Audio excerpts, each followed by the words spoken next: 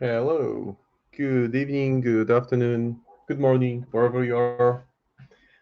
It's me again, coming to you with some nightmare models. So during today's stream, I will be working on alternative Hoffman, but I wanted first to show both the miniatures from the Legend Reforged box because it's a pretty amazing set. Those are two models. Hey there, fire away with the questions. Happy to answer any that I can. So this is the Galvanic Worm, which is alternative Peacekeeper, and it's a pretty big model. It's like this kind of fantasy, kind of partly mechanical dragon. And I may get to start on it during this stream. I would like to buy those figures. Where can I find them? Okay, so I guess Word Hobby Assistant will be able to. I guess they might be available during the autumn harvest, so later in the autumn. Correct me if I'm wrong, because they are typically only available during those large events. Maybe at Nova, you never know with Word, but I would be on the watch for those big events. So this is the Galvanic Worm. I wanted to showcase it to you guys. This is the model that I will be working on. It's alternative Hoffman. Yeah, Black Friday sale. That's it. This is alternative Hoffman. It has this wonderful dark fantasy vibe to it. Kind of has Dark Souls vibe. Very nicely detailed. Hope you can see all the spectacular details on this one. The armor plates are so well designed. The face has this mean expression. So this is the standard Hoffman on a 30mm base, and he's standing on head of a fallen enemy, which looks like some kind of dragon. But before I hop on with painting, yeah, it's a pretty miniature. I wanted to show the one that I was working on my previous stream, which was in July, before I actually left for my summer vacation. I took 3 weeks off and enjoyed some time camping with the family at Polish seaside, north of Poland. So this is Titania, the Fey Queen.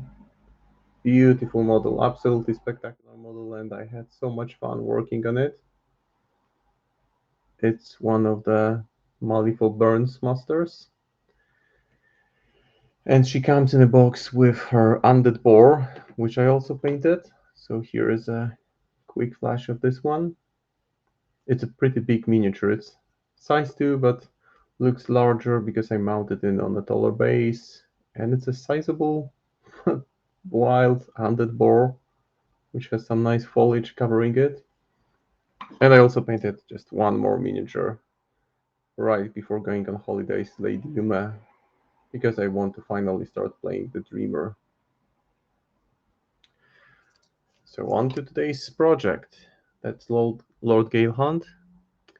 Galehunt or Galehold? Let me just check. Galehold. Lord Galehold. So alternative Charles Hoffman.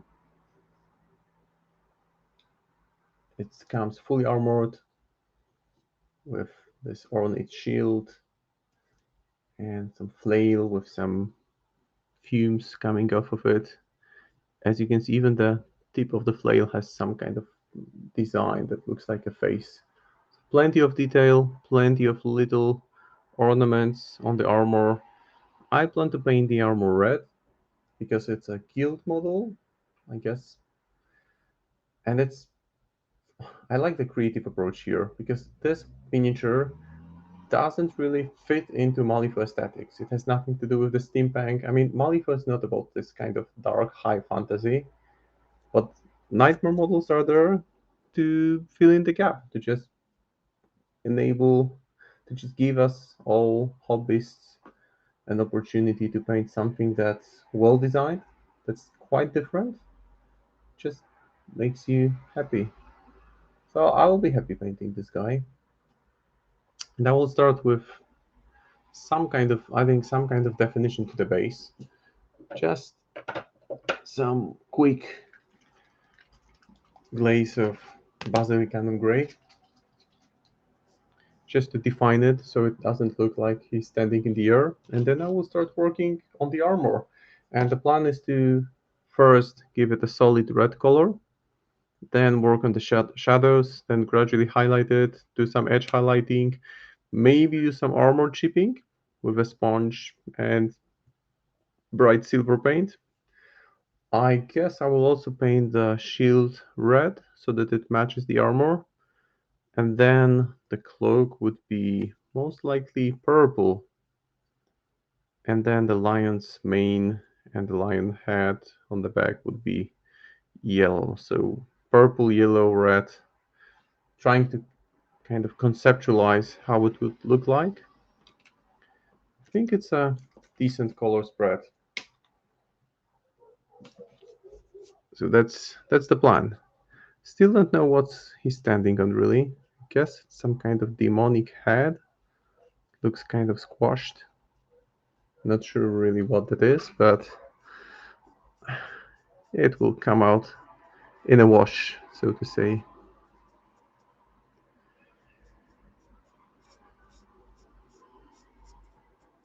I'm using my favorite magnetic base, my magnetic miniature holder, because I magnetize all the miniatures. It's easier for me to keep them in a metal case when I carry them around. Just giving some very basic and general definition to the base. Sort of uncovering the detail there before I move on to the armor. And the armor will take quite a while to complete. I may get the face earlier. No, I think I will start with the armor. Because that alone, the armor would take, I would assume, approximately an hour and a half. I will be doing some very light, gradual highlighting on it.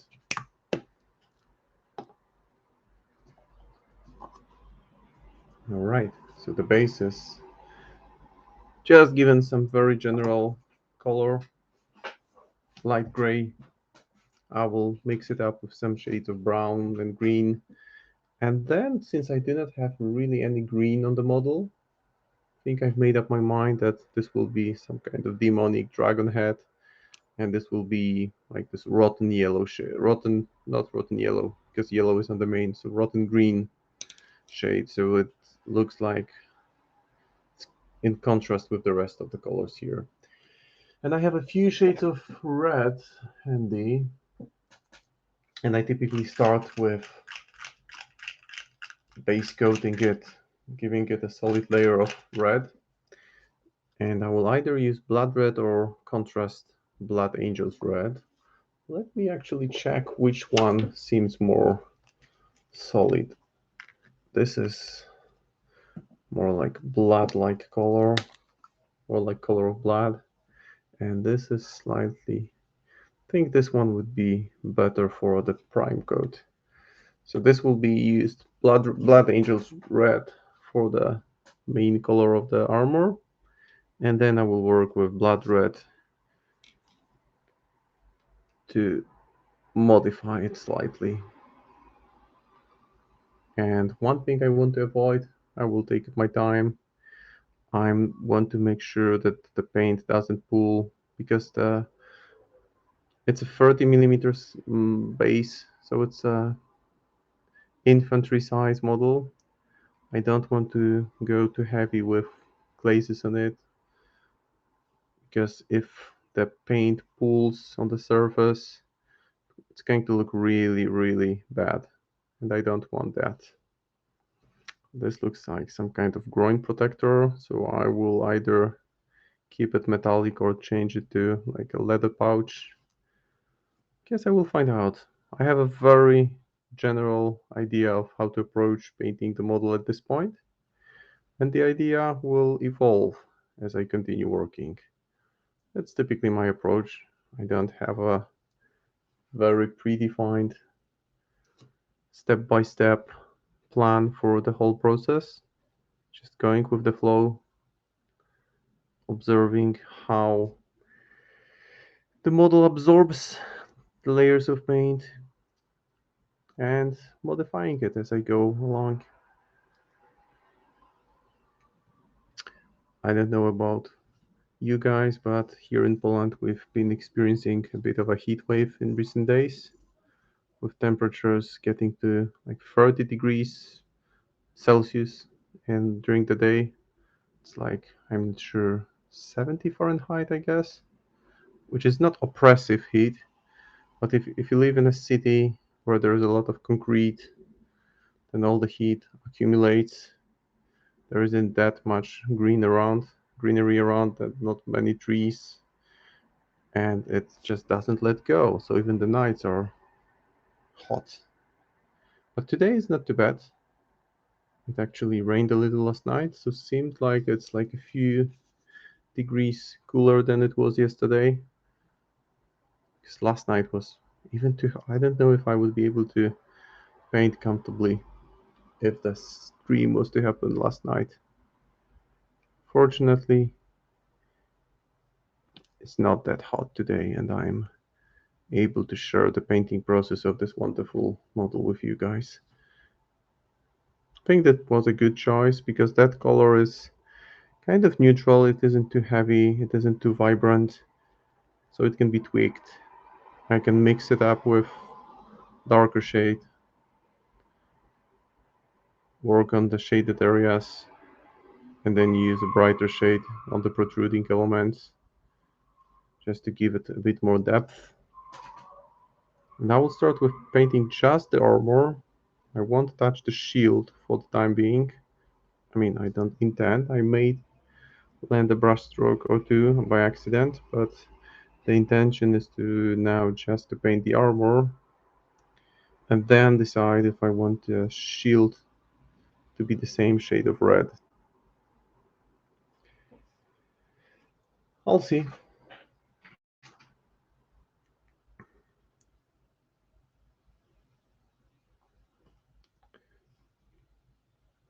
Definitely not rushing it.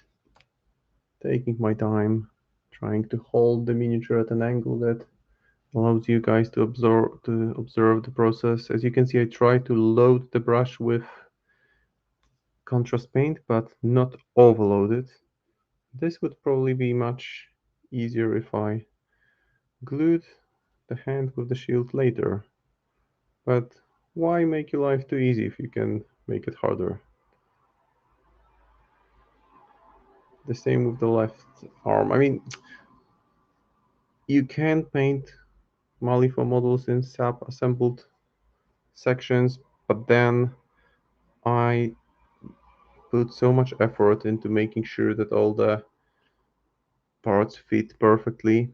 I mean, they fit very well, but it's just a matter of a right amount of glue, holding it in place for a few seconds, making sure everything looks like one model, not disjointed parts assembled together. So it's a kind of effort to ensure good assembly, and it feels to me that if I painted separate parts, I just wouldn't be able to control that part of the process.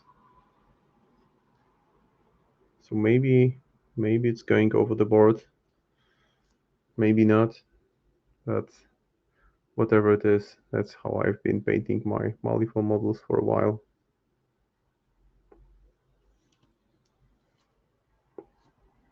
Red it is.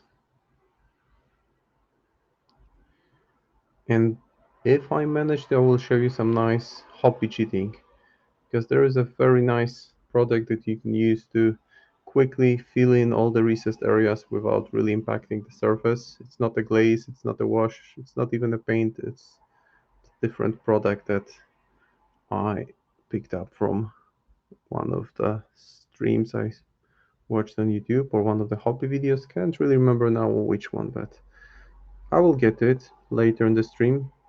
It will be like final part of this painting. Hey, Kataran Lama. Yeah, fire pants. That's the start. Looks like fire. But this fire will get refined later on. For now, it's just Mr. Hot Pants, Mr. Red Pants, and this will change into Mr. Red Armor Plate Paints.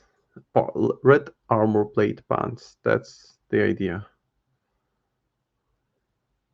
It's the season for the dragons again, I guess, because was it yesterday that the new Game of Thrones show started on HBO? I haven't watched it. I don't know if I will. I may,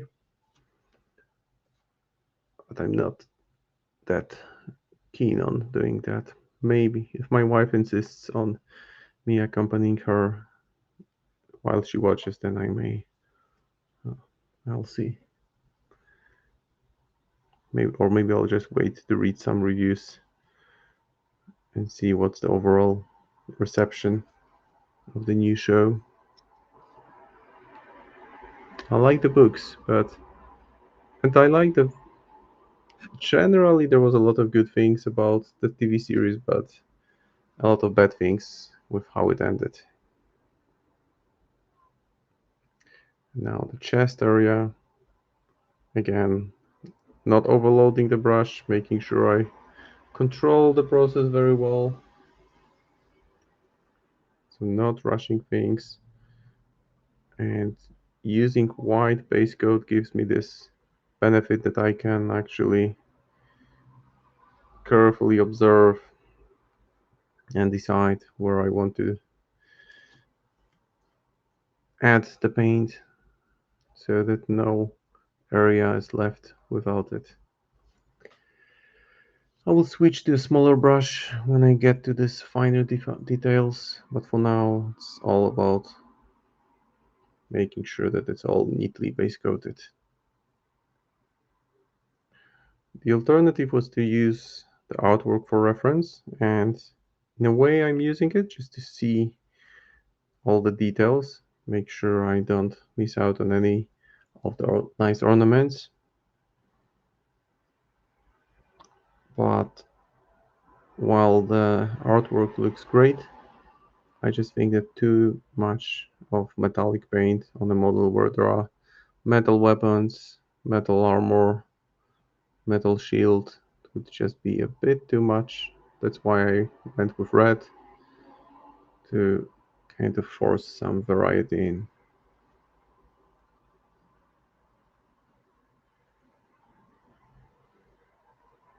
So making solid start.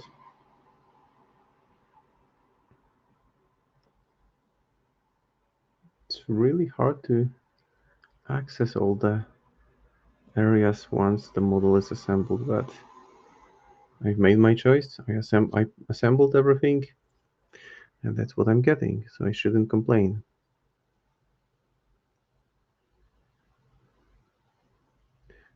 And the details in general, I would say that I've been painting weird models since the first edition, since the very first models were released. They were not plastic, but I can tell you guys that even the quality of the first plastic miniatures, and the first plastic miniatures were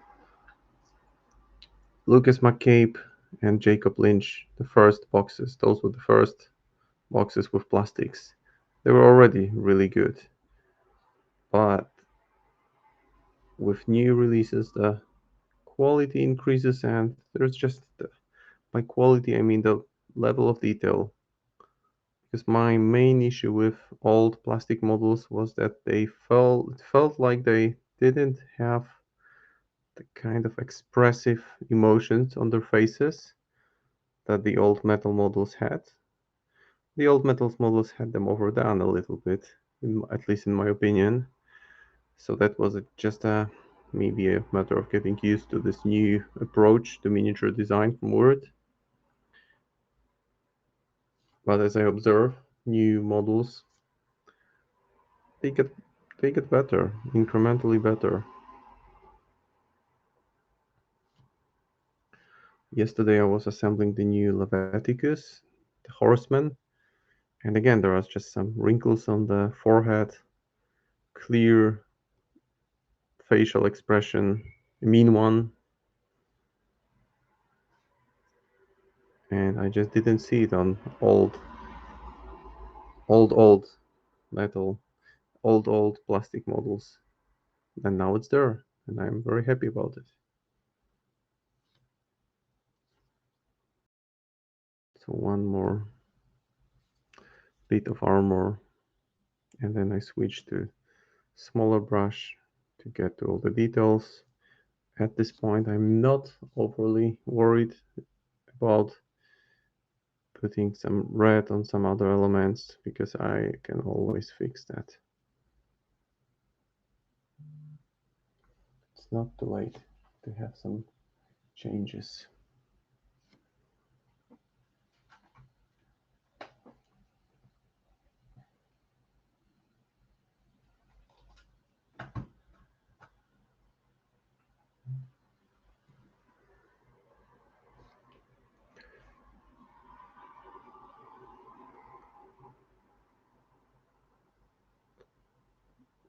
And I used to paint with black base coat and work colors up gradually.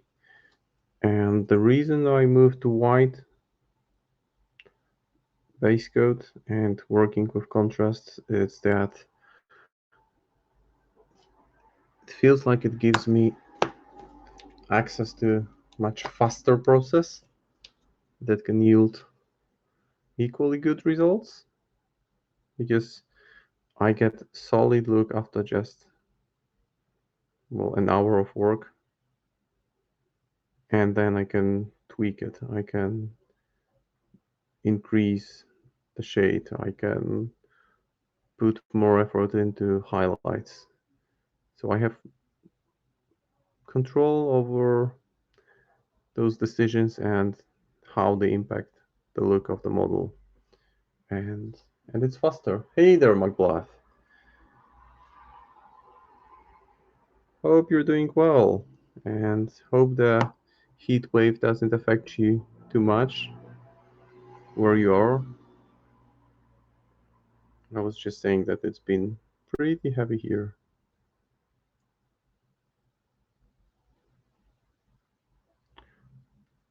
It's important to look at the model from different angles. That way you can spot any areas that were not dealt with properly.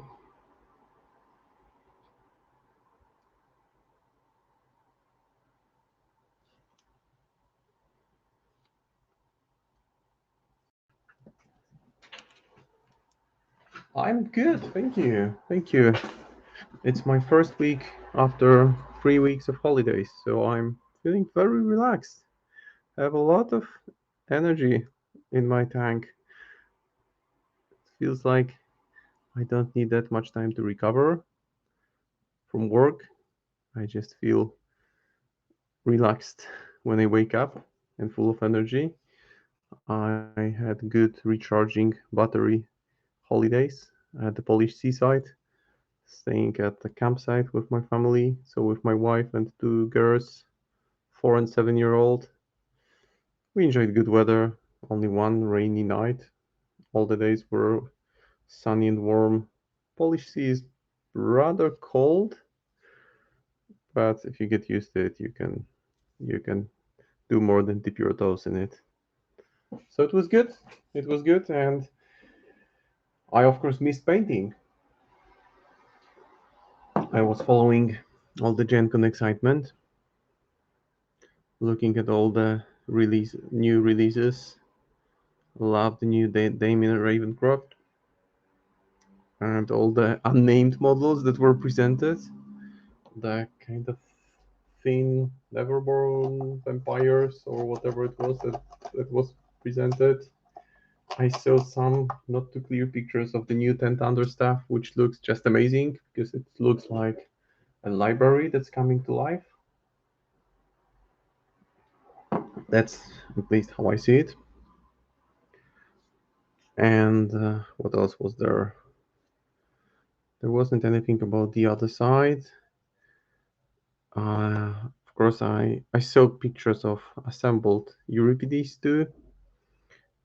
That's the only box that I actually ordered. So I'm anxiously waiting for it to arrive. We made one large order with a few guys from our local meta in Warsaw, but it just takes a couple of weeks for things to clear the customs and go all the way from Word to Poland, from Wordland to Poland. But once it gets here, I'm definitely prioritizing it, assembling it, streaming and painting Euripides, and then putting it on the table. Because it feels like this version could be fun to play.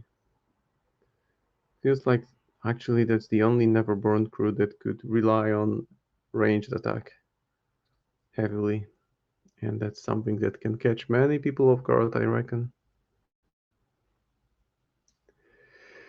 Almost done with the base red color for the armor. Just trying to hold it at an angle that allows you guys to follow, but it's a bit challenging when I get to those nooks and crannies. I can barely see myself, so I can imagine that there are some moments where not much is clear in the screen for you guys, but those are just brief moments where I need to make sure I put my brush where paint needs to be reapplied. Okay, so seems like the base red color for the armor is done, which in itself is a significant part of the model. And I'm still hesitating about the shield. I think I'll just leave shield full later and then make up my mind later on. It just bothers me that I don't have it painted. No, I think I will just go with red. I'll just go with the same color because it feels like it could be the same design that the model has. So I might as well go with red. And that will kind of speed up the painting process because I will be doing larger sections of the same color.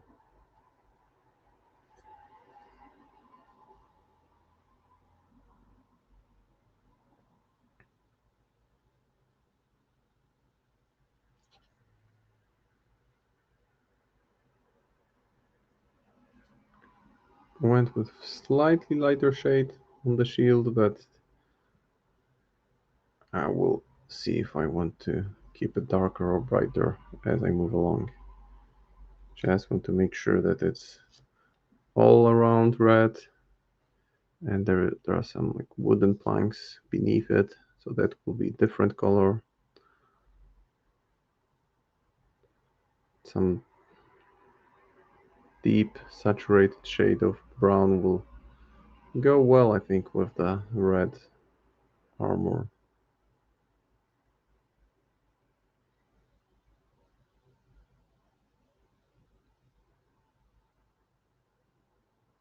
And once again, making sure no white areas are left over after this first stage.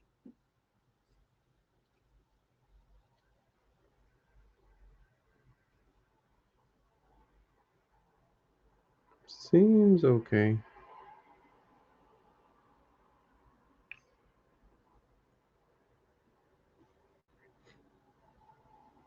Seems about right. And I was hesitating whether to work on. I may actually block some of the other major colors before I proceed with highlights and shades on the armor. So I guess it's time to use Gallemon flesh on the face. And the face is really, really well designed because it's a very angry expression. That's well captured.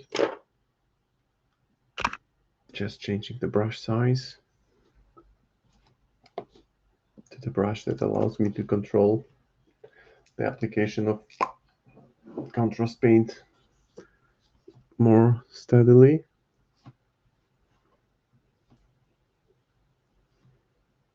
Seems like the consistency is right. And I'm thinking of very, very pale skin tone. But starting with Gallemon's flesh is never a bad idea on white base coat, because it very nicely defines the details. It's a kind of universal color, and then you can push it to darker shade, brighter shade, whatever you need really. And I will stop in a second on the face to show you how the details emerge as the paint gets applied. So at this point you should already be able to see this mean expression. Doesn't look much like good old Charlie Hoffman.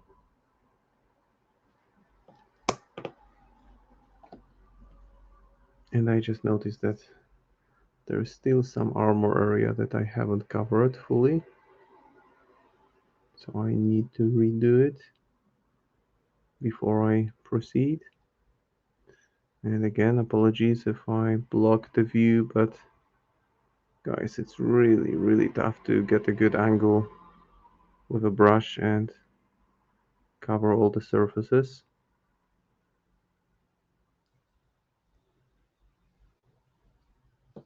So yeah, my holidays were really good, enjoyable, relaxing. Kids loved it. They had company. We traveled with friends. It's a good idea when you have kids to travel with other family that has kids the same age, because kids just get bored with adults.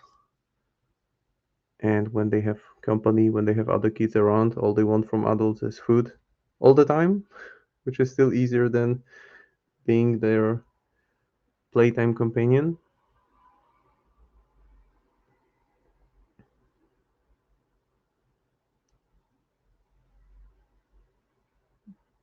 And I took a lot of time. I actually spent a lot of time cycling, because I would wake up early in the morning and go cycling and cycle for like 50, 60, 70, 80 kilometers, however I felt like. So took long, long rides along the Polish coastline. I mean, it's not the Polish coastline, it's this tiny peninsula on the north of Poland. So I was riding my bike north and south along the peninsula, which is about, I would say, about 50, maybe 60 kilometers long. So that's decent land to give you some biking opportunity. There is the face ready. I mean, ready. Ready to continue work on.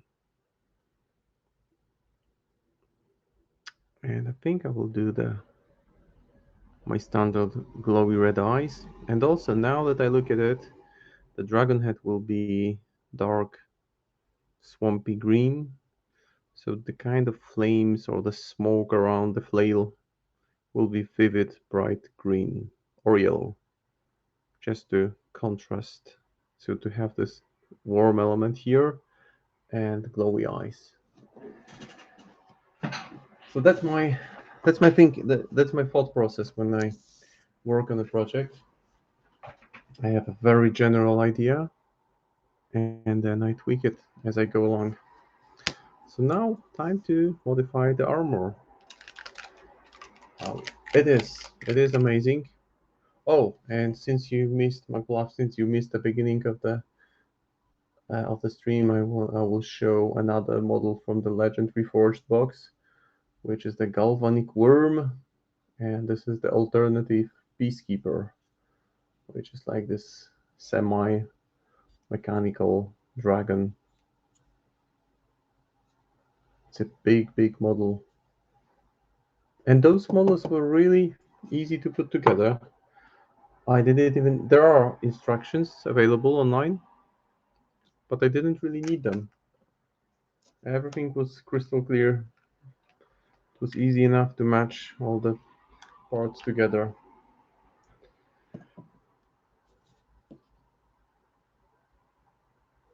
So slightly darker shade of red, and I will be working on the recessed areas.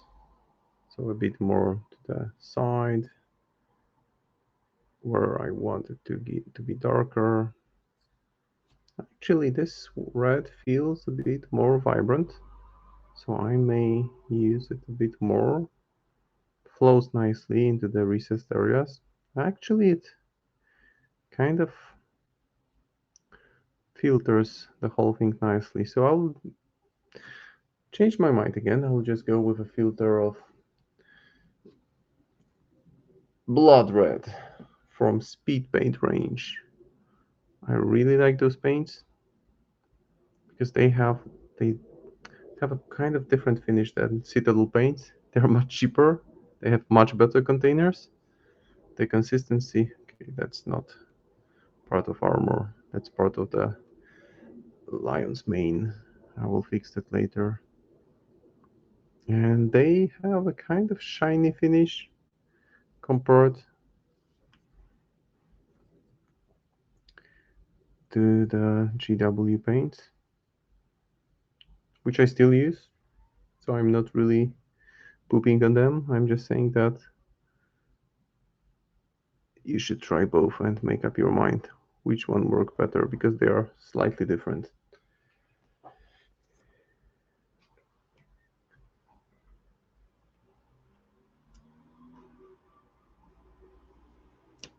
I will then keep on darkening the shaded areas, but first of all I will go all the way across the whole miniature with a very thin layer of blood red, because it seems like it brings the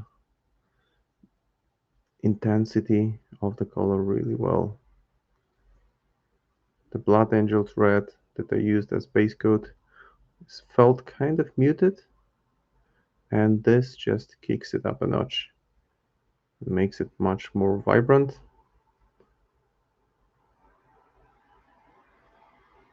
Yeah, makes it look better, I think. Of course, some of the shine will be gone once the paint dries, but it's not a problem.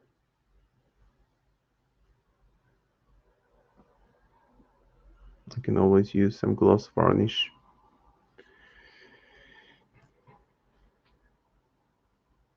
And this paint will be mixed with, I guess, some dark brown on the recessed areas as I continue working on the armor. And then I will pick out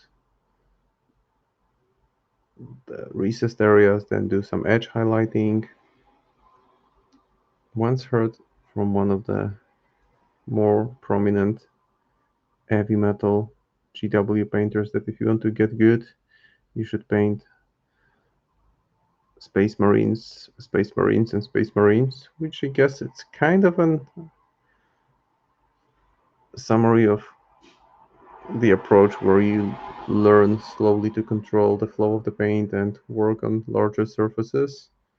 But I would say if you want to be good at painting, then paint Malifaux, Malifaux, and Malifaux, because the range of the models is so wide that you will have an opportunity to work with pretty much anything. So whatever floats your boat, you get it in Malifaux. Even dark fantasy, it feels like a mixture of Castlevania, Dark Souls, and Malifaux. Okay, let me clear the brushes.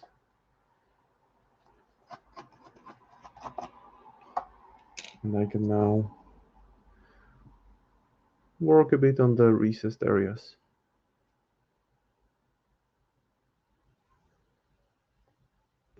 I think what makes it work is that it's so much different than what you have in Malifaux.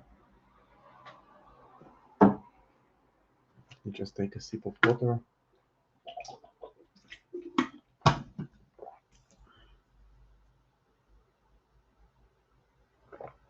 there's already solid definition to the metal plates, and I think I'm ready to continue work on making it darker. And for that, I will use, just looking for the right color. I think I will go with hardened leather. That's the color I will mix with blood red. Oh, Lady J, that's very true. Nice, Nightmare Edition themed Through the Breach session. That could be something. And I'm also very, very much Toasted Zombie Souls. Love the nick. Very evocative. I have a lot of different thoughts when I look at your ink. When I look at your link, well, nick. When I look at your nick, sorry for my tongue getting twisted. But yeah, I'm the same. I also look very, very much look forward to the release of the Lady Justice box, because Lady Justice was actually the old metal Lady Justice box was the first one I ever bought for Malifaux, which was almost 10 years ago. And I bought it because I love the Death Marshals. I love the idea of blind justice leading Death Marshals. It just felt so different to what I was used to painting. And I thought I might as well give it a shot. Bought the box and got sucked in completely. So this feels like going full circle. Twinsies, yeah, you see?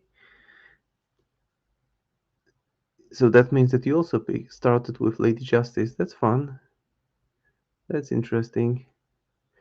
I mean, the first image of I saw from from the Malifaux universe was this Death Marshal leaping on a coffin, and I thought, wow, that's got to be cool. Where else do you have zombie sheriffs with guns hunting the undead?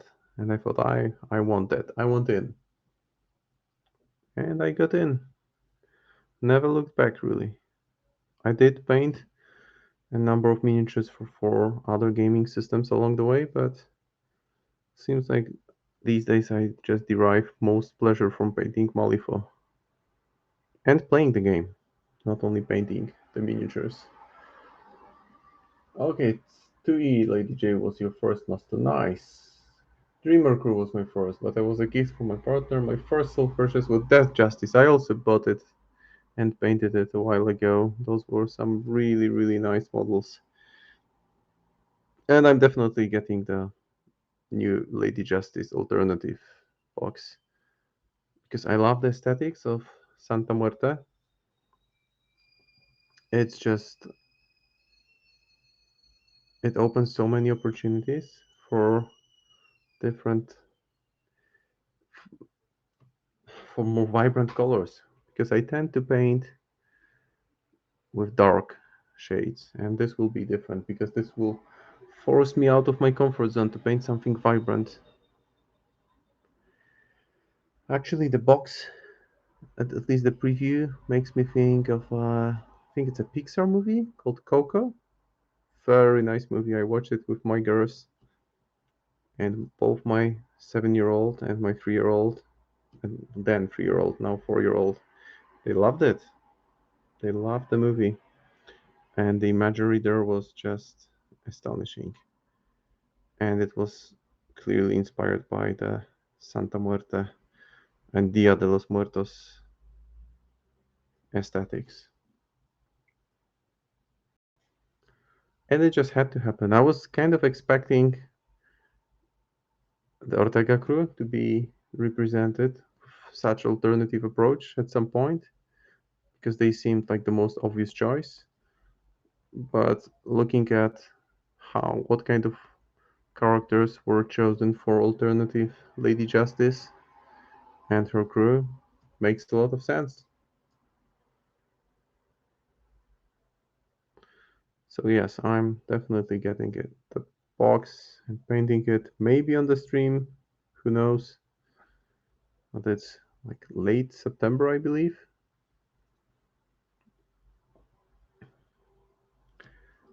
trick is just that those crews, I don't know if it's going to be available for general purchase later on.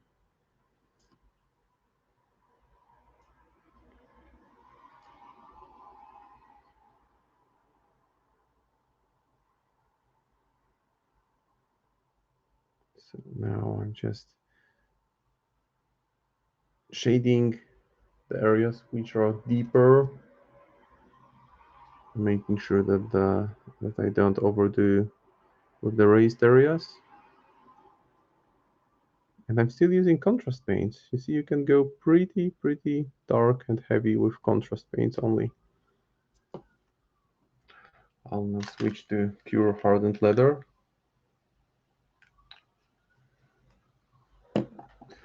And also, old metal Dreamer was one of the first boxes that I bought. I mean, I bought a number of guild boxes, metal boxes, or stringers, I believe. I think Scales of Justice was sold separately then. And afterwards, I thought that those Neverborn looked kind of cool. I somehow missed out on Dreamer. And I've done, well, I've painted hundreds of Malifaux miniatures. I've done a lot of commissions. And I lost count, but I think I've painted like 7 or 8 Dreamer crews altogether.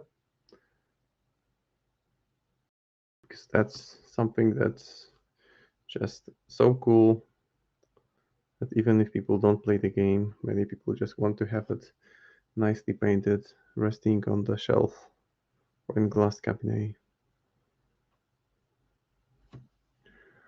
This is some kind of nice ornament on the shield. I'll just base coat it with brown so that it's ready for some brass or gold treatment later on. Metal lunchbox.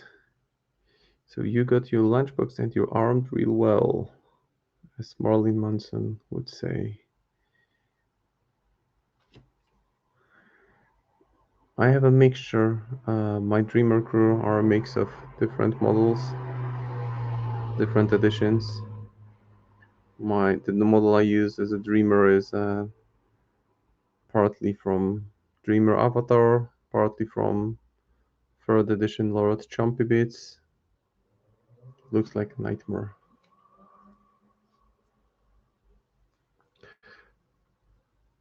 But I haven't played the guild for years. I played only several games with guild. Then I switched to Neverborn.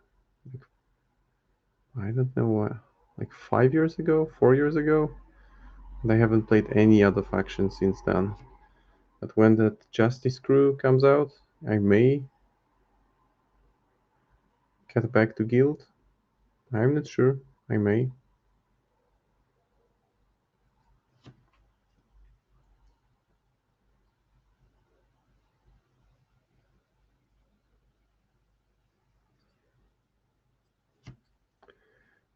I'll need to dig out some of the reds that I have and work on highlights on the armor, and then some edge highlights, and then some more highlights, and then maybe some chipping effect where the armor would see most of the wear and tear. But it already looks like deep saturated. It looks very glossy because the paint hasn't dried completely.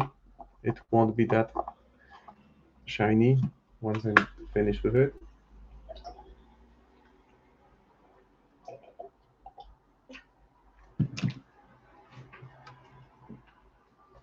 Now let me grab some reds.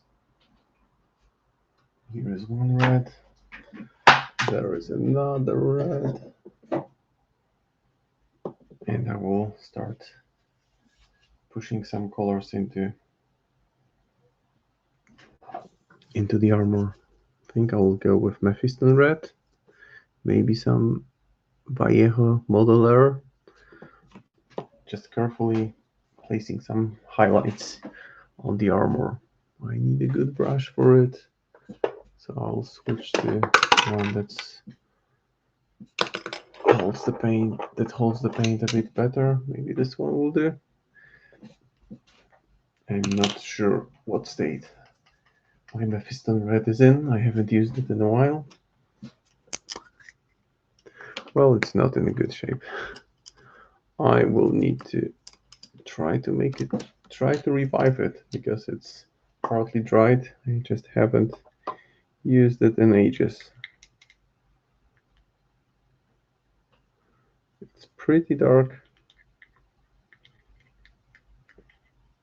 but let's see if I can make it work.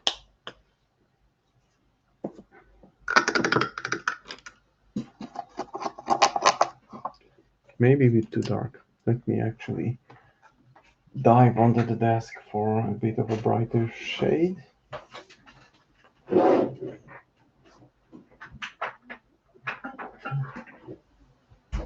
There it is. Maybe one more. That should be fine. I guess I'll go now with Evil Sun's Scarlet. I will mix it with Mephiston Red and then start placing some highlights on the armor. This one isn't in that bad of shape, but still got dried a bit. It looks a bit more orangish, so I'll mix it with the Mephiston Red.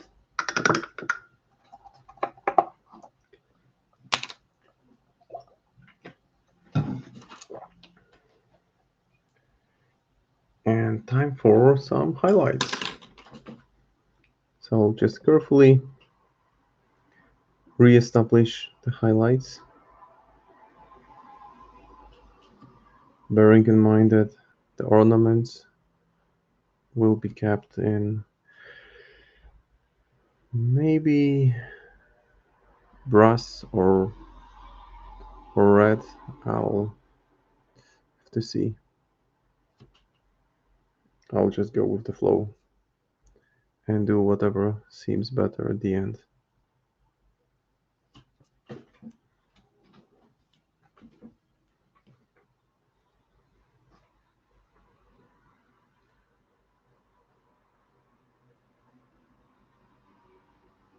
And then I will do a kind of dry brush and then play with red glazes and saturate the armor plates in different ways. For now, I'm just repeating the raised areas. So the knuckles here, the wrist protectors, just going all over the armor and bringing the highlights back, because they got muddled up with all the dark shades that I've been messing with. Then I will add some orange. Seamus through the breach one shot. Quite the introduction to the world, I might say. Oh well, could I can imagine. I can think of many characters that would make a less brutal introduction to the world of Malifaux, other than the resident Malifaux Joker-like or Joker-esque character. Now I'm trying to think about my first game of Malifaux. I think my first game was definitely I was playing Lady Justice. I think it might have been against Von Schiele, who was a henchman then. I believe in first edition Von Schiele was a henchman. Correct me if I'm wrong, but I think he was a henchman. Well, needless to say, I didn't win that game. No beginner's luck could save you from severe lack of knowledge of the gameplay against a more experienced opponent who wants to win.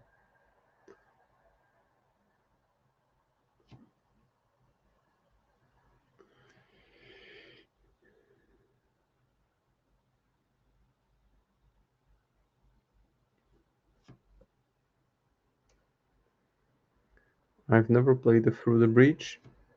I know some people play it in Poland, but it's a serious time commitment, and I'm committed to playing the game, and I clearly don't get enough. I would like to play much more. So diving into another game would be just unreasonable at this point. I even have the Cult of the Burning Man starter for the Otherworld battle game for the other side, but I haven't even primed any models in it yet. It's just waiting for a better moment, which may come, or it may wait a few months, a few years, who knows.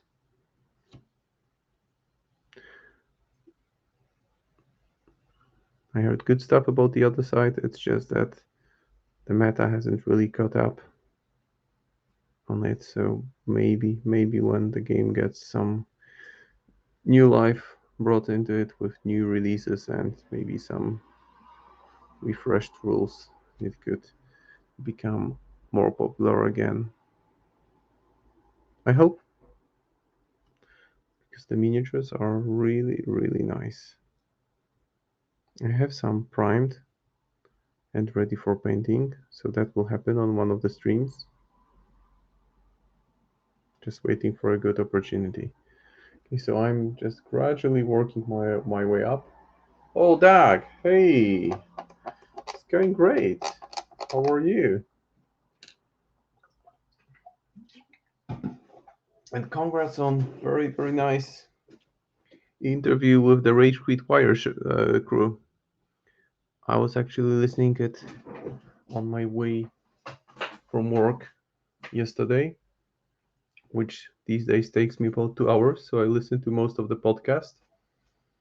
Really nice experience sharing of how to lose friends using Titania. And I'm more and more inclined towards putting this lady on the table, which might happen because there is a tournament coming up this weekend. So May finally, and I got a lot of good insights from you. But today it's not Neverborn, it's the guild time, so that's why I'm painting the alternative Hoffman in red guild colors. And this big bad boy will be painted maybe next week. Oh yeah, you helped out a lot. I got a lot of valuable insights. And what I look forward to most with Titania 2 is the fact that I will get to use models that I never used in 3rd edition. So the World Guys, the Autumn Knights, not the Aislinn or Ashlyn or however you pronounce her name, but I'm not ready. I don't think the world is ready to use that model yet. And now I'm going to be using even some orange just to spice things up a little bit and go much brighter on the armor plates. It's a very meticulous process because you need to very lightly tackle each segment of each section.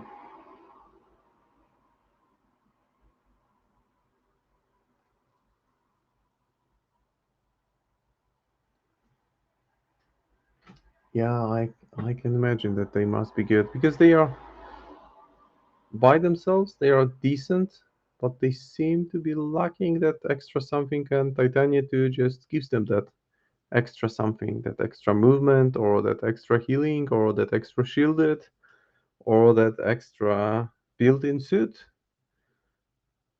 So especially what I got from the podcast was that Titania 2 is a perfect choice if you're not playing Carve the Path and if you're facing a crew that relies on close combat, because not getting damage in and getting smacked back by models which have high value of defense and attack value of 7, well, that seems like a bad trade-off if you don't land a hit and get hit back in return.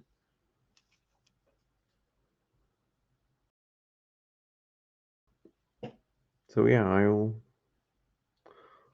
I'll try to put her on the table. I'm not a very competitive player.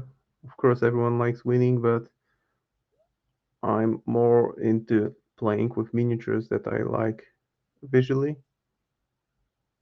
And I really like Titania, but I just never found a good excuse to put the Autumn Nights on the table. Yeah, that's the link to the show. Give it a listen. Our own Guslada Dag is there, and Dag had the third place at the GenCon tournament with his Titania. So again, congrats, buddy. Well done for showing that we can take back what's ours. And Dag will be painting on the stream tomorrow, continuing his work on the Damien Ravencroft box set with the Henchman Lady, I believe. But you will need to tune in same time as today, tomorrow, to see what Dag will be working on and how he will be painting the new goodness, new Malifaux goodness. I was surprised to find out the whole, I guess the whole keyword was released at GenCon. I thought that even at least one person played Damien Ravencroft crew in that tournament. So that's some fast miniature assembly.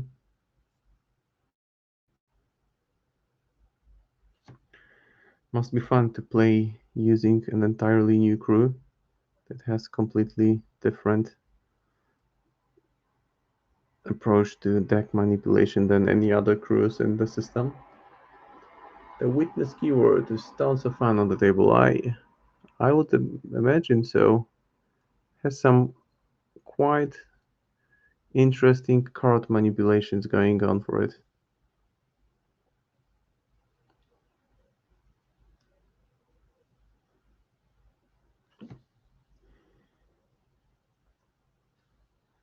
Plus the miniatures are cool, which is always a win in my books.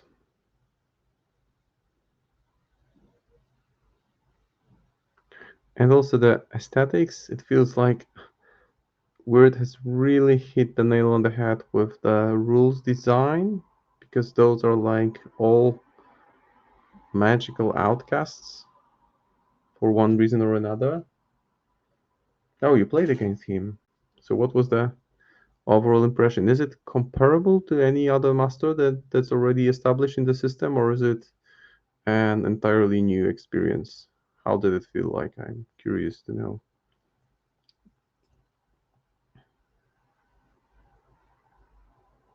Because there are some masters that manipulate decks in the game,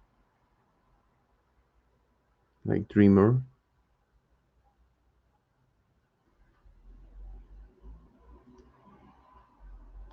But I would assume it would be something quite different, since it's a pretty new, well, keyword. It's going to be the big thing to really master playing that keyword. Yeah, the configuration, so the card mechanics that the crew has.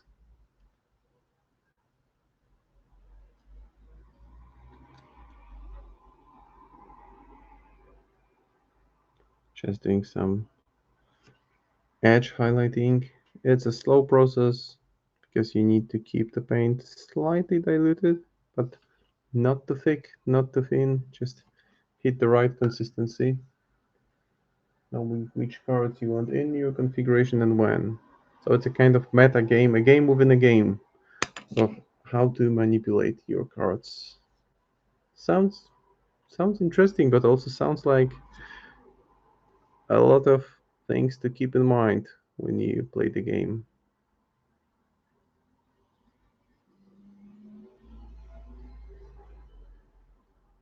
Must be heavy on the brain, especially with the with the new gaining grounds that have just recently been released. And they also change a lot in how you approach crew building and using the established crew.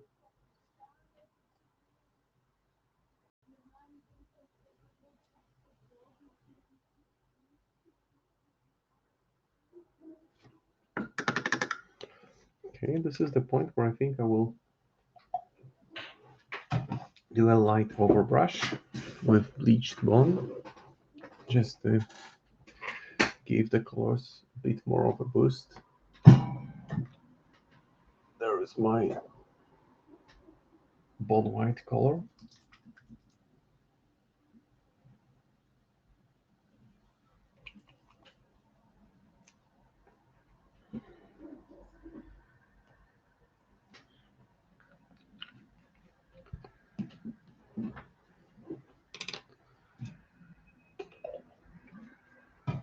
And since the Arcanists got a new master, and it looks like Neverborn are getting a new master, because there was this big demonic thing which seemed like there were two versions of the new Neverborn master.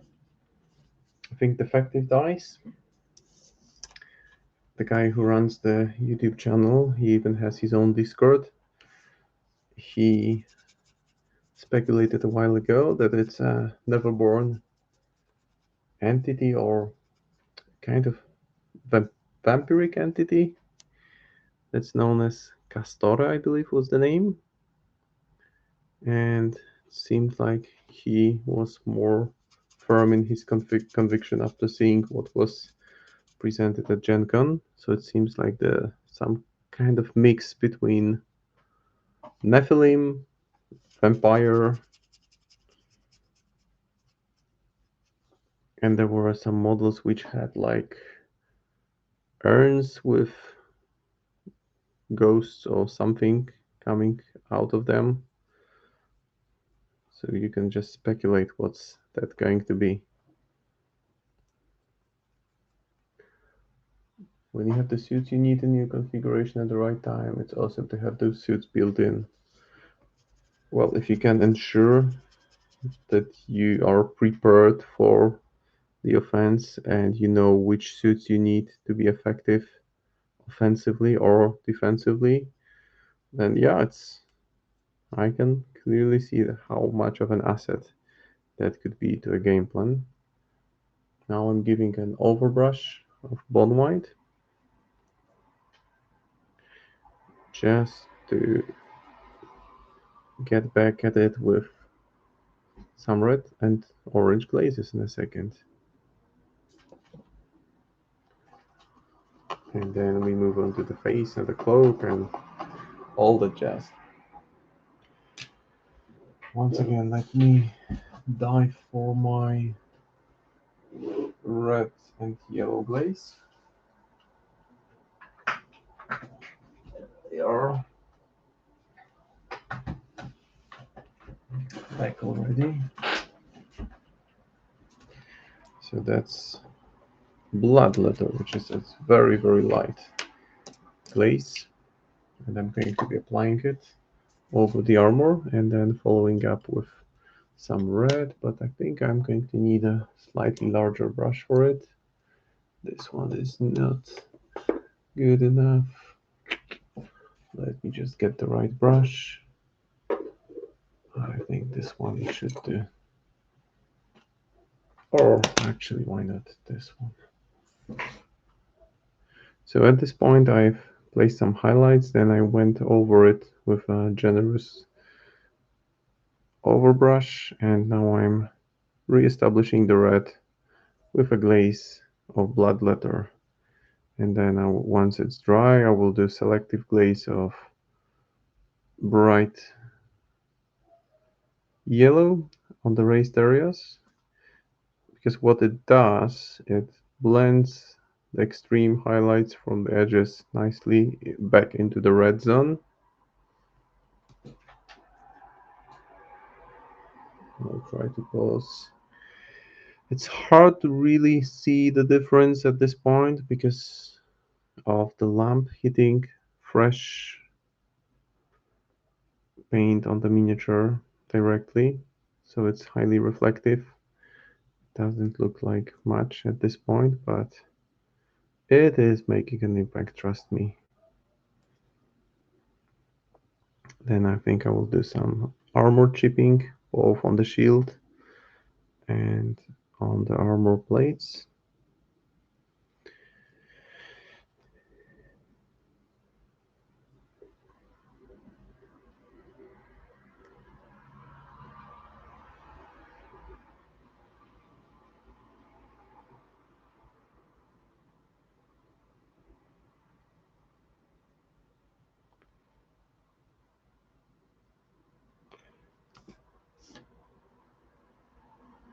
And I thought I also saw something that looked like it might belong in the guild category, because there was this character that had a bulldog, this tiny dog, and the dog had a cute helmet. So it looked like some kind of infantry helmet, which looked absurd, which looked just ridiculous on that dog, which kind of, which was kind of cool.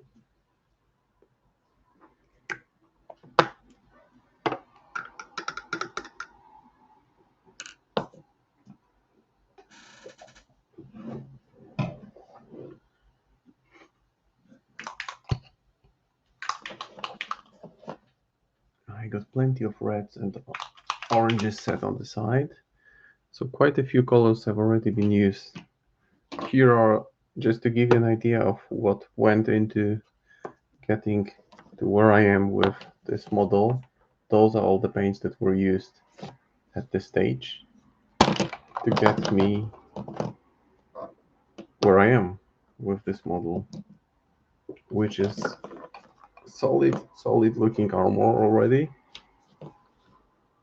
I will do some more edge highlighting, I reckon, later on.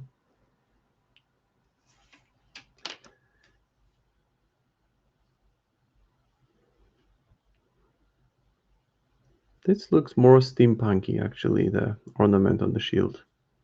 More steampunky than, more like steampunk than dark fantasy. Just waiting for the paint to dry. Actually, while I wait, I may actually clear some of the areas that I'll be working on next, because there is no point in just waiting for the paint to dry. I may as well actively start working on other sections.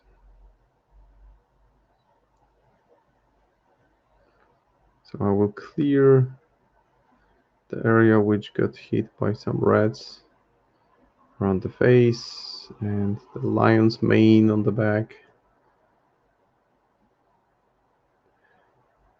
That's one thing that's always a bit of an issue while working with contrast, is that it's just difficult to keep it locked in on the one zone and not touch other zones altogether, other elements altogether.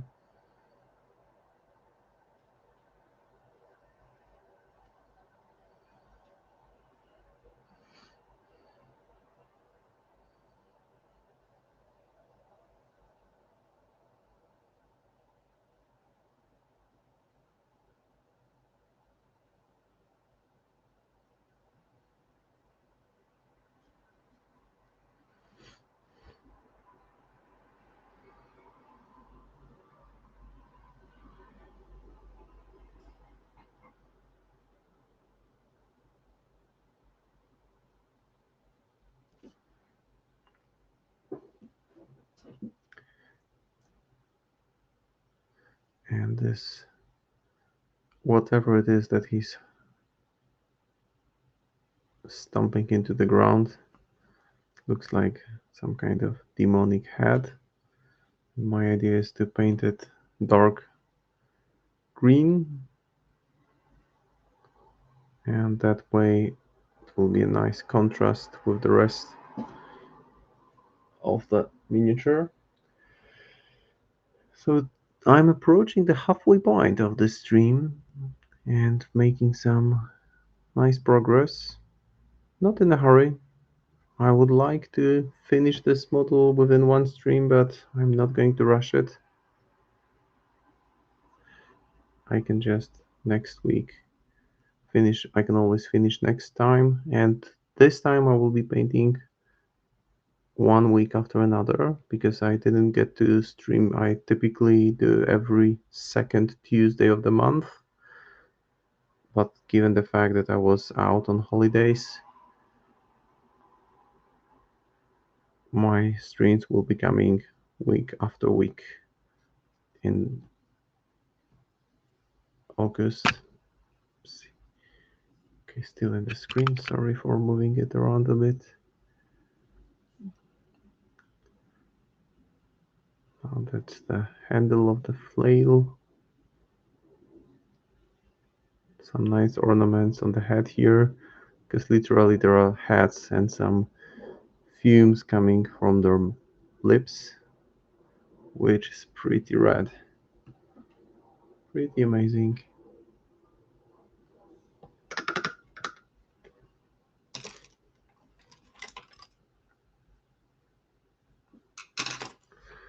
Now the planks. And when you clear elements where contrast paints hit, where you didn't want contrast paints to land, you need to be careful and patient and prepared to apply more than one layer of paint. Well, maybe even a couple layers of paint.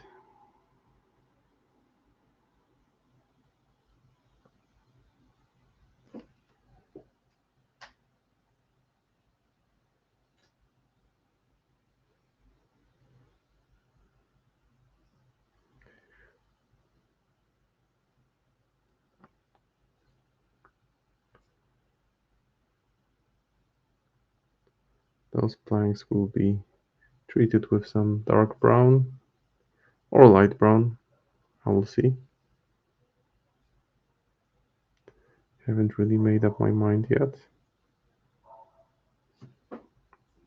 And red is quite intensive, so it's once it gets where you don't want it to be, you need to really take your time to bring the base color back. Otherwise, it remains somewhat pinkish.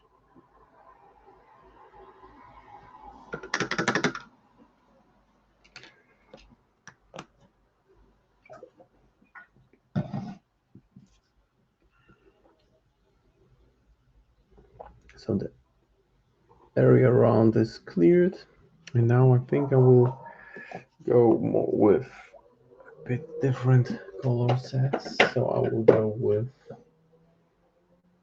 touch of candy ink, which is very intensive, vivid shade of yellow, and I will use it on some of the raised areas on the armor, just to make it look more three-dimensional.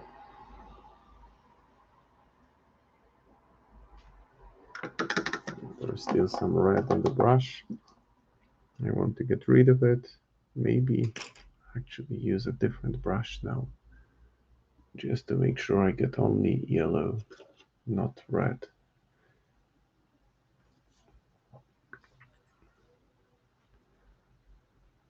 Alright, so now applying it to the raised areas only, and that will make them pop more.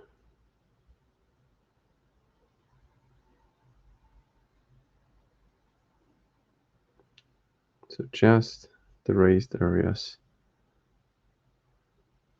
And the difference is already becoming noticeable, much more noticeable with each highlight. It's just hard to notice it in artificial light, where it reflects off the still fresh paint, because everything looks glossy and kind of blended together. But trust me, the difference is already here.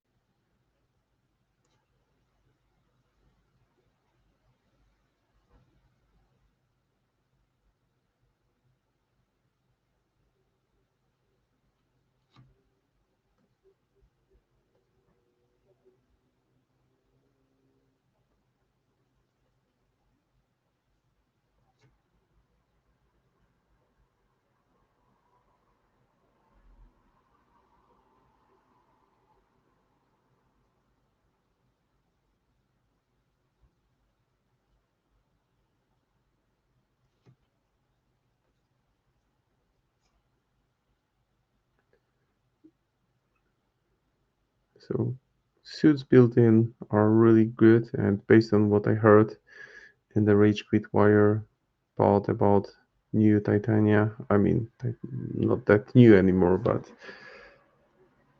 the Autumn Queen Titania, this is a game changer where you know that you can pretty much guarantee a built-in suit for extra damage where you hit back with Autumn Knights once they become Titania's champions. And it's also what I like from what I heard is that oftentimes you just have this paralysis analysis situation where you're not really sure what to do with your master. I have it too often when I play Zoraida because there are way too many options. And with Titania too, it seems like more straightforward. You put an upgrade here, you push this model there, drop a scheme marker, recycle cards, heal or attack through your champion, and that's it. And those are not conditioned by some kind of advanced setup, rather easily accessible actions. So you don't have this risk of becoming your own worst enemy by overthinking your activation order or action priority for first activations with Titania or Tutania, as I've seen her referred to.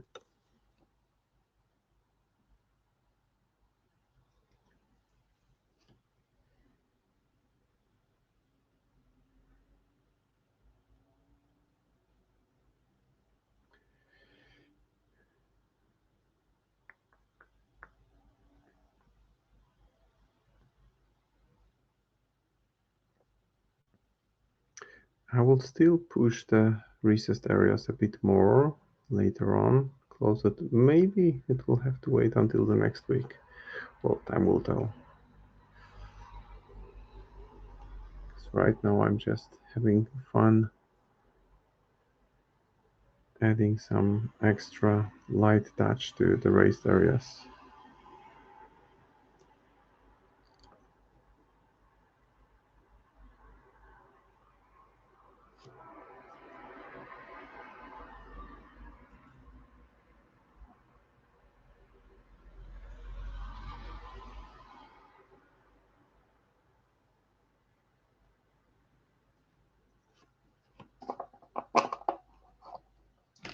Tutania, yeah.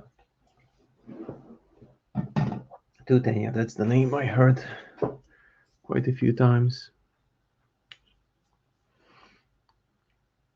Okay, so let me just zoom in on what's been done so far.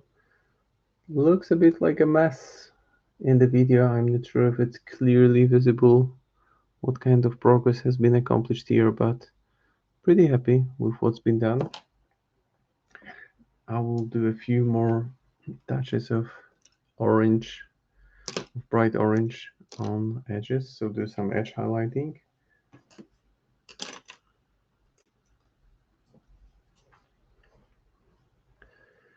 And I'm looking forward to putting her on the table. The main problem is that I haven't played the game in a couple of weeks. My last game was at the tournament in July, so it's been almost a month since I last played, but hey, I think I will at least have fun, even if I don't achieve much. It will be fun to try something new. And a great opportunity to put some of the miniatures that I haven't yet used in this edition on the table, including Mr. Deadboar, which is another very, very cool miniature.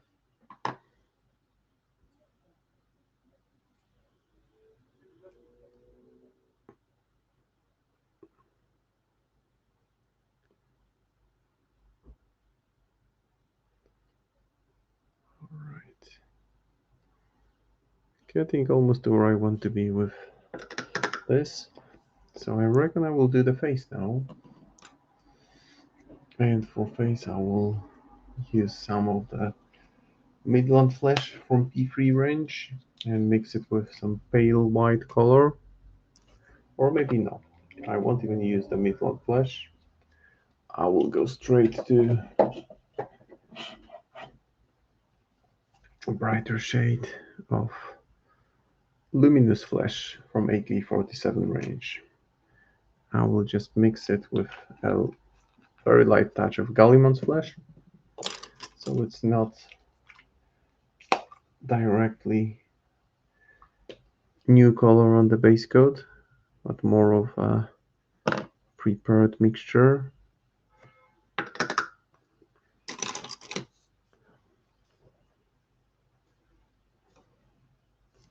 And that way I can achieve more of a gradual highlight. But I will go to very, very pale, sickly even skin tone on this guy. Well, he's a living character. He looks.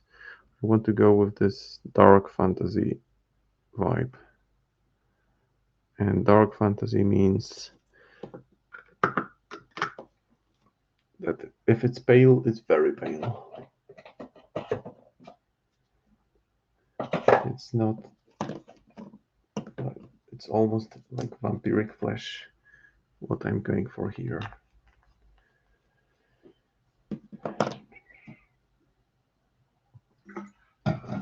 And we are almost halfway through the stream for today.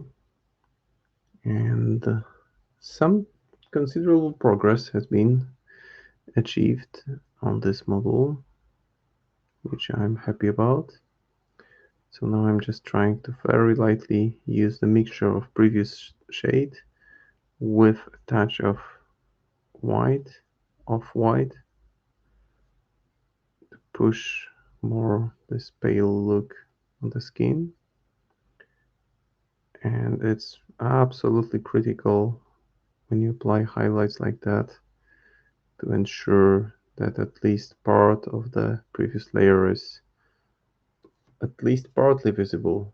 Because if it's not, it seems like a futile effort. It's like a wasted effort because you do a lot and you don't achieve much. Still looks flat. You don't have this depth. So we need to have a very good brush tip and very lightly touch the area, making sure that at least a little bit of the previous layer is visible. And now when those highlights are in, I will use a little bit of glaze, but thin it down, so I won't apply it directly. I'll thin it down with maybe with just water first.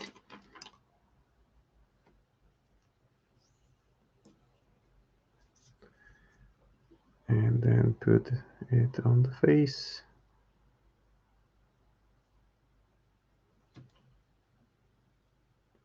And that way the kind of purple tinge will tie it better with the red armor. And once it's dry, I can still push the highlights a little bit more.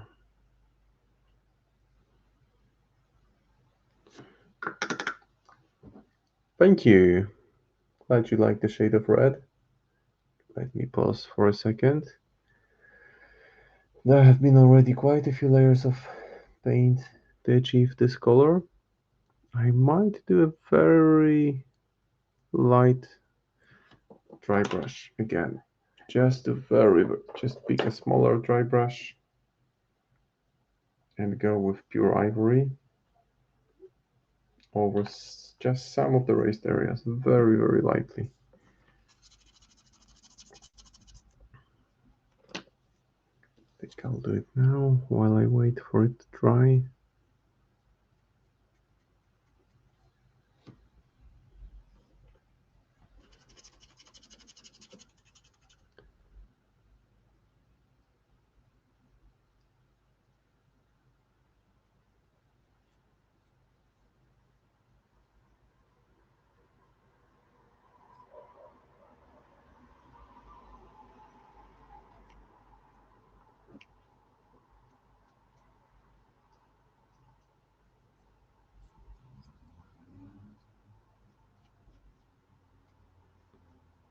So very carefully just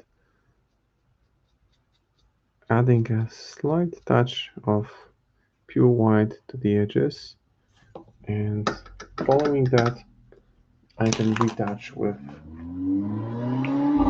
some vivid yellow so that this white highlight gets blended back into the overall composition.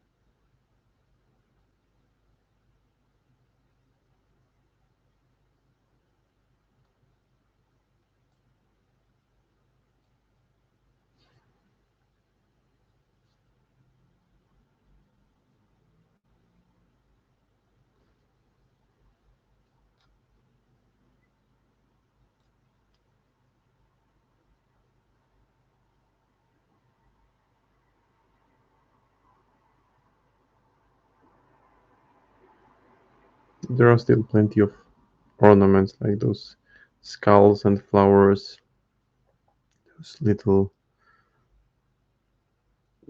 pieces of detail here that I will push further with pure gold, but that will come a bit later.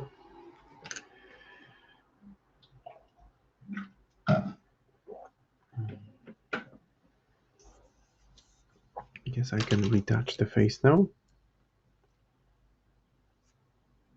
with pure pale shade of white, just making sure I get a good tip on the brush.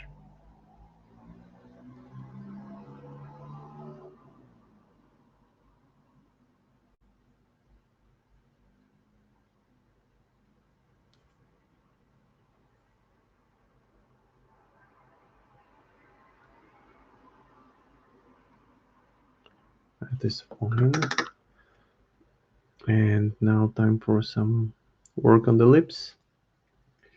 And the lips might seem odd, but this is the color I will be using for lips, which is called Emperor's Children, which is this disco shade of pink.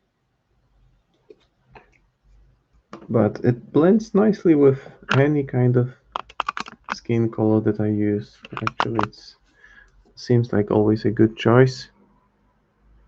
And I will just paint the lower lip.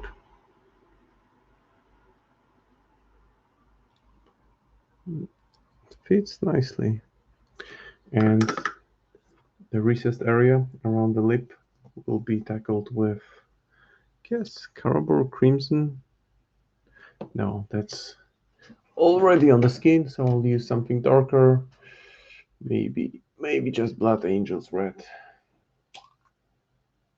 Just let it nicely and easily flow into the recessed area.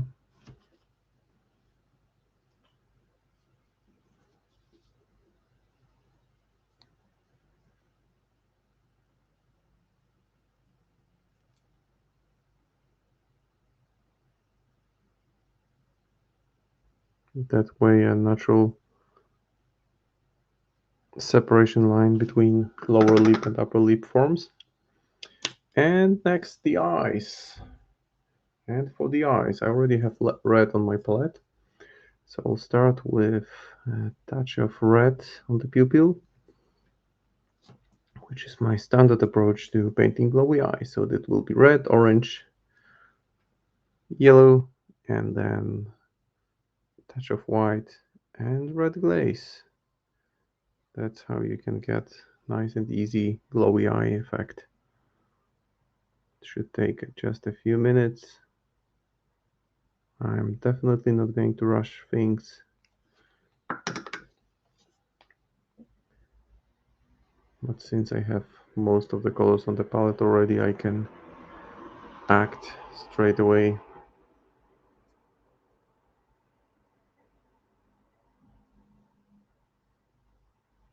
There's the orange,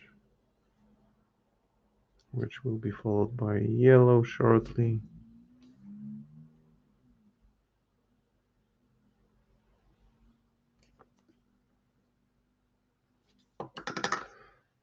Now for yellow, I guess I need to take another dive under my desk.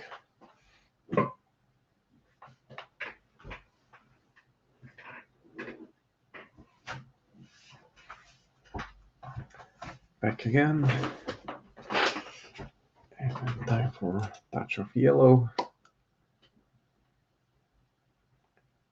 Actually, wait for the glow effect until I've painted the hair, because that way I can make sure that the hair is at least slightly affected by the yellow glow,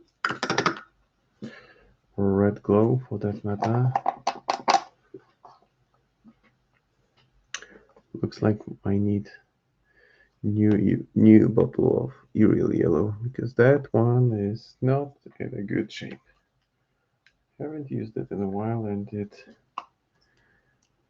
got quite dry, and I've had this pot for at least a few years. So every now and then some paints dry to the point where you can't really work with them anymore. Let's see if I can squeeze any life out of this yellow. Just rolling my brush in the cloth of semi-dried yellow on the palette. Seems to be working. All right. Still got some yellow out of it. The left eye is partly blocked by a strand of hair. Now mixing some white with yellow.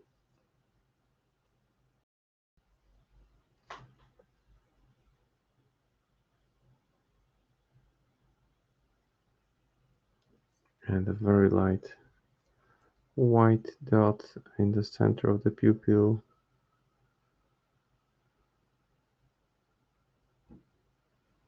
All right. And time for dark hair. Maybe even green black, which seems like aptly named paint.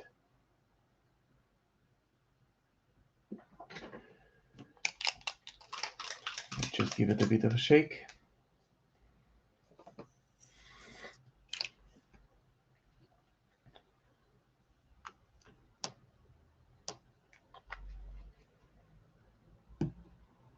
And I'm ready to paint the hair. Let me just take a small brush.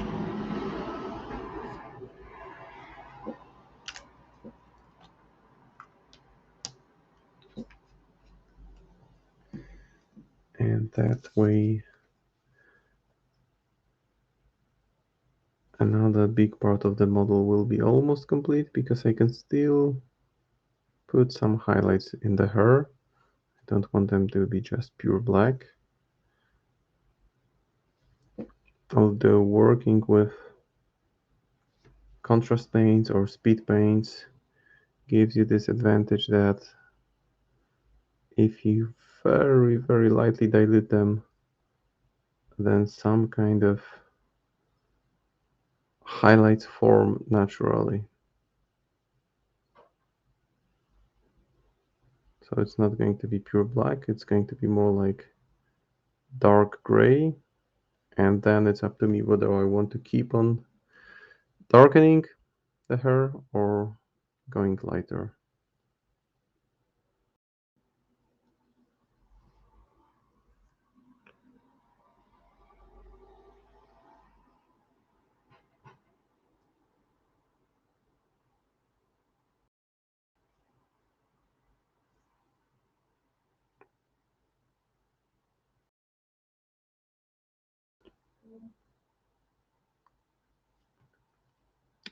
I need to clear a little bit of area of the skin around the hair, which isn't much of a hassle really.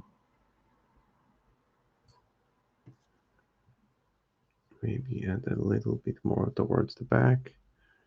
And once again, apologies if I'm making it hard for you guys to follow what exactly I'm doing here, but it just becomes hard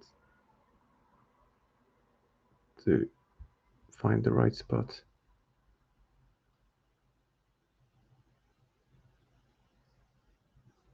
Okay, so that's the face.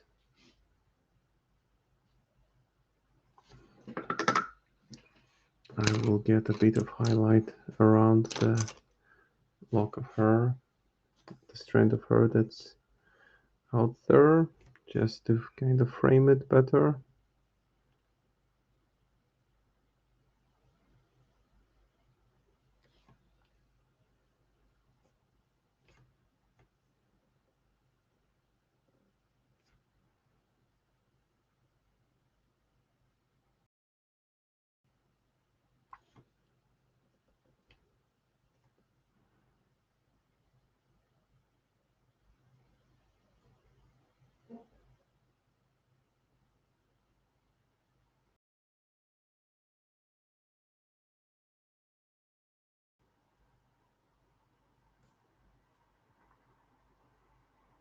Now I can go with blood leather glaze, and the glowy eyes will be there. Fast and easy. Maybe not 5 minutes, maybe more like 10 minutes, but got the hair done along the way. So now flooding the eye sockets with red, letting it sit there for a couple seconds, maybe several seconds, and then dipping and then tapping the brush on the tissue and using it to absorb the red glaze. And that way the pupil there is visible and it's got like this nasty, mean looking dark red glow around it. Try to zoom it in. So he does begin to look like a proper fallen prince. And he is a fallen prince. It would be fun if there were some stories written about the characters that are used as nightmare models. Maybe that could be some kind of challenge for creative minds.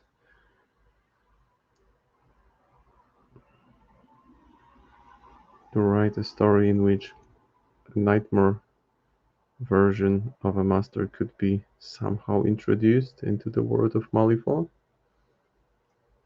Might be tricky to do that.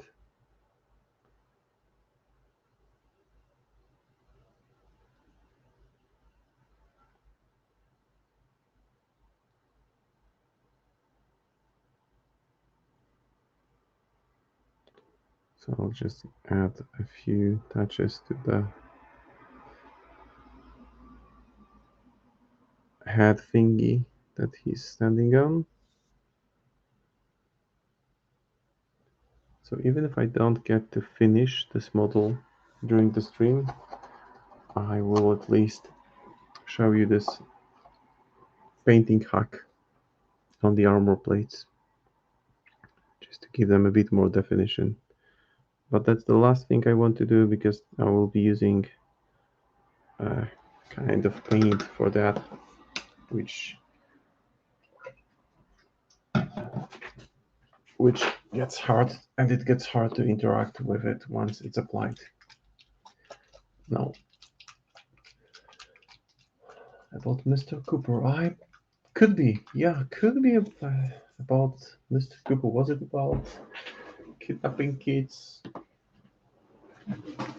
from a small town? Something like along these lines? Something that was slightly creepy?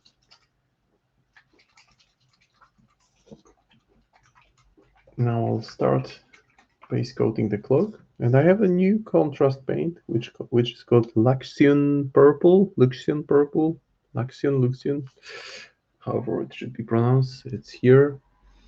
I'm going to apply it on the cloak as a base coat, and I'll see where it will take me. I don't know yet. Looks like a pretty vibrant, rich shade of purple, which should work quite well for this cloak. I'm just spreading it on the internal side of the cloak. Looks pretty nice. It's going to be hard to access all the whole surface, because once the model is assembled, it gets much tougher to access all the areas that are partly obscured by other elements.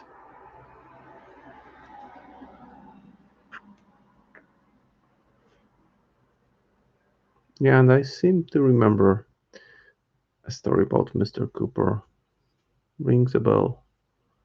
I read all the Chronicle stories. I still have, I believe, all or most of the Chronicles printed out somewhere in the basement. Or no, maybe actually I have them nearby. I brought them out of my basement a while ago.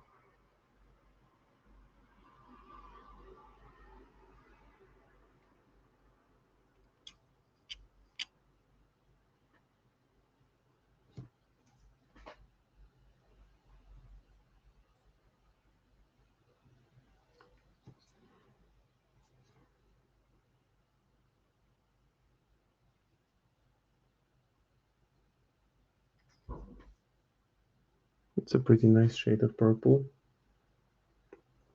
Looks rich, regal, saturated. I'm quite happy with it. But I will definitely tweak it a bit further. It's by no means the finished cloak. It's more like pre-shading 1.2, 1.5. So halfway to the shaded, properly shaded element. Wow, getting here, down here underneath the armor. Should have waited with gluing the shield, really. It would have made my life so much easier. Well, too late for that now. And whining about it won't change a thing, so I'm just going to go with the flow and grab a smaller brush and get to those areas shortly.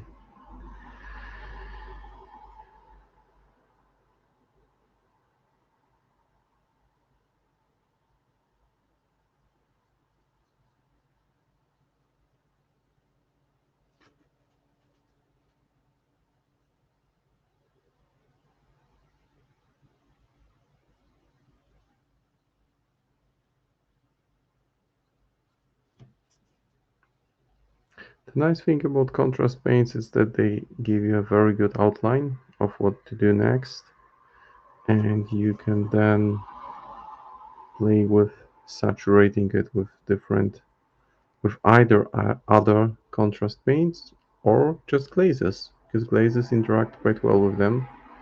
Then they can intensify the color or bring it together with other colors that you have on the miniature, so it can still evolve.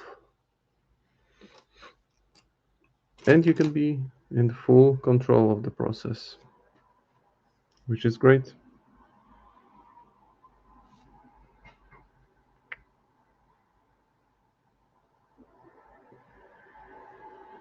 Now that's a tough spot to get to, but with a thin brush loaded with contrast, everything can be reached.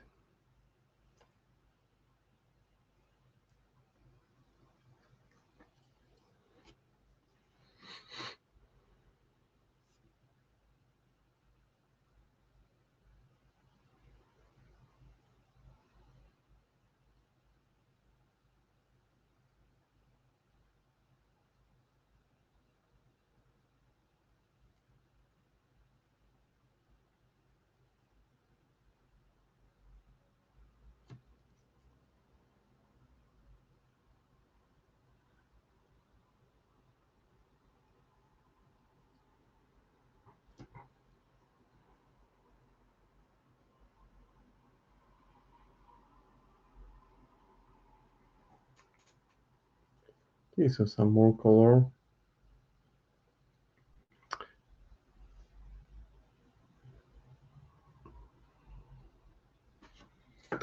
think I might use some kind of magenta on that later on.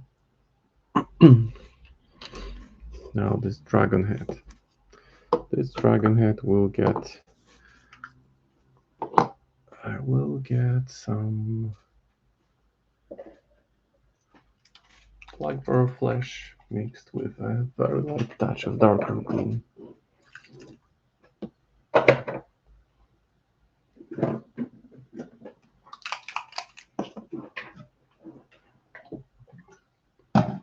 And we are approaching the third hour of the stream. Time flies by.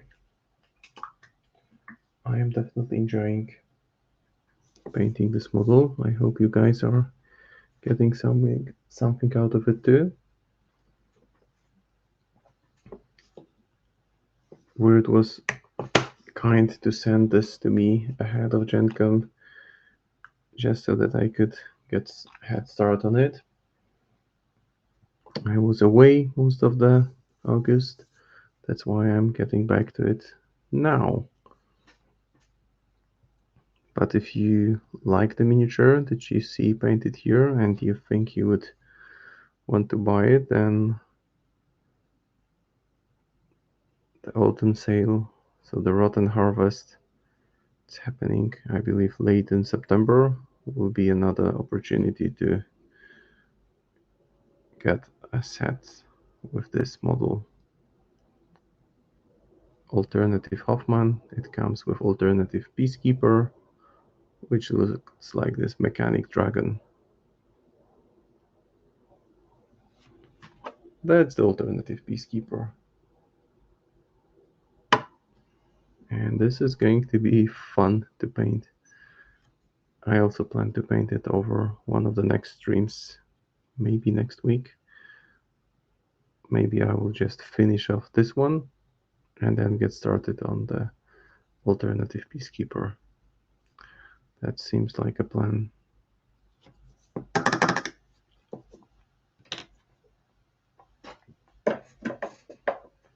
Now time for some Skeleton Horde.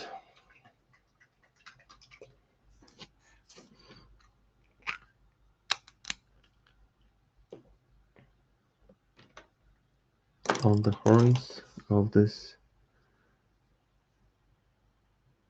head. These horns will be later on tweaked with darker shades of brown and a few highlights here and there as well.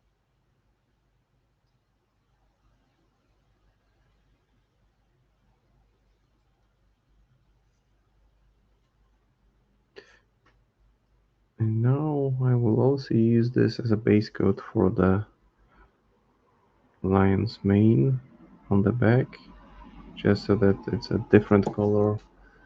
I may actually do a touch of yellow here,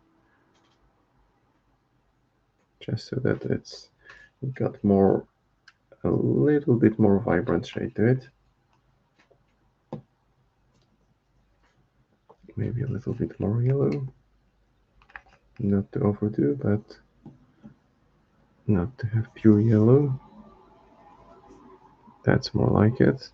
So it's a mixture of Skeleton Horde and Speed Paint Yellow. And I've kind of overdone it, so I'll just first of all make sure I cover the whole thing, then get rid of the excess of the paint and kind of fish it out from the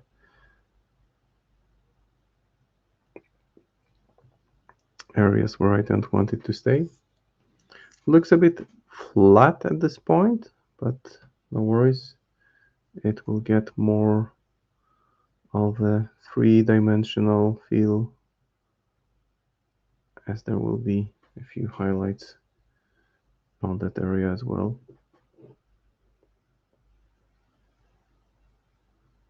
I just want to isolate the areas that I will be working on in next stages, and then plan which ones I should do over this stream, which one maybe next time. At least I will have a visual clarity of how much is left on this model. As I predicted, painting the armor took more than an hour. I wasn't rushing it, I just wanted to make sure that it's got this dark, saturated look.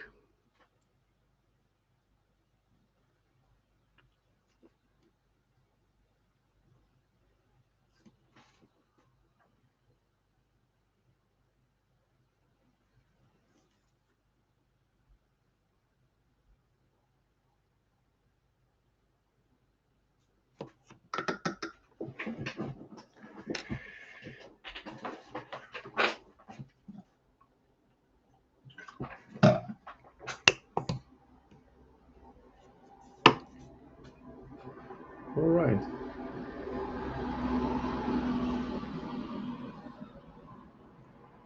It will be fun to give more depth, because that lion head is kind of ridiculous on its back, but ridiculous in a good way.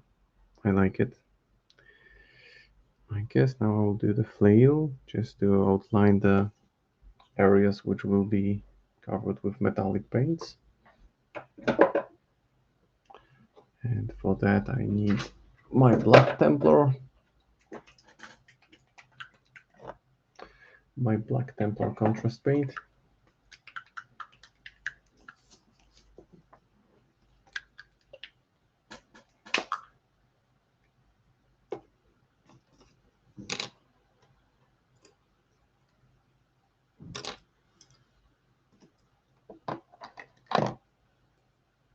There it is. And I will just apply it over this chain and the head of the flail. And it's literally the head of the flail because it's shaped like a head, which is again ridiculous in a good way.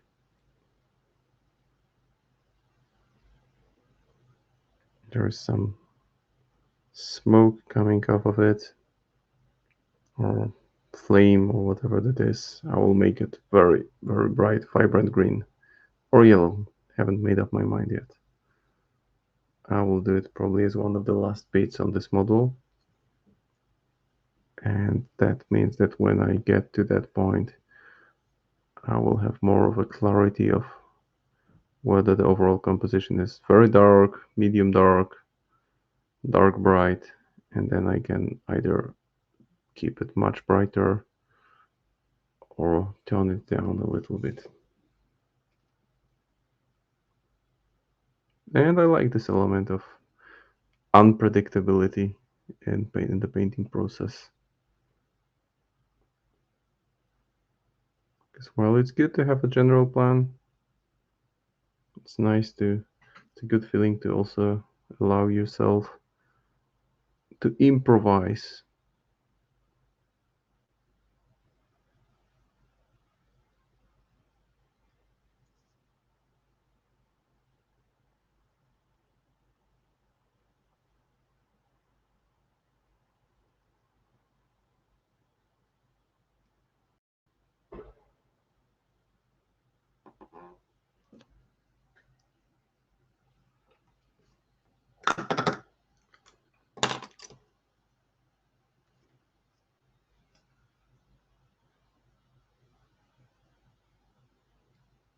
So now just going over the metallic part.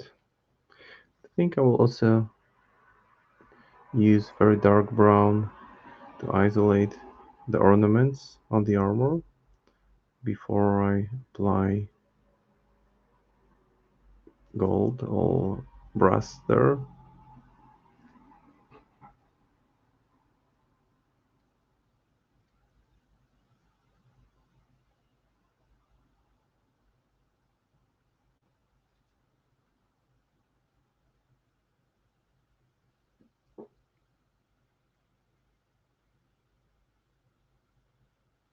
It's hard to actually keep track of where the flame effect begins and where the weapon bit finishes. All right, 11 p.m. here. Pretty late, but feels like I'm in the groove and very happy to continue painting for 1 more hour.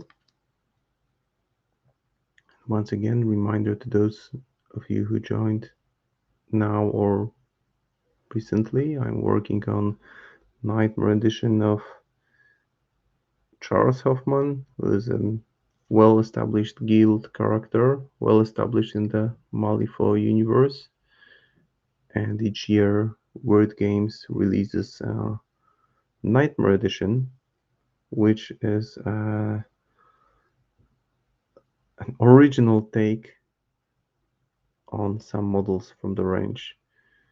And this year, it was a dark fantasy take on Charles Hoffman, and instead of Charles Hoffman, who is this savant inventor, we got this Dark Prince, Dark Fallen Prince, who can be used as alternative Charles Hoffman model in a game of Malifaux.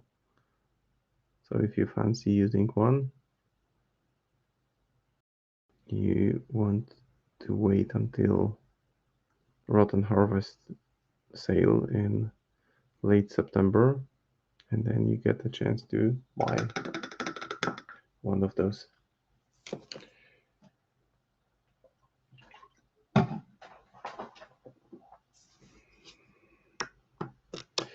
Now I will grab a darker brown on the contrast paint range, which is Psycho Brown, and I will use it to clear out and mark all the details on the armor.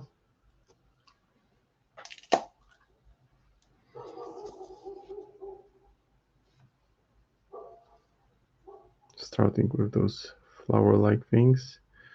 They seem like flowers, but they have a skull in the middle, so not that cheerful ornament.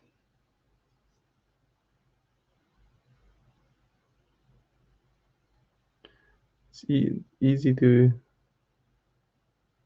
mark them out because this kind of Psycho Brown flows really well.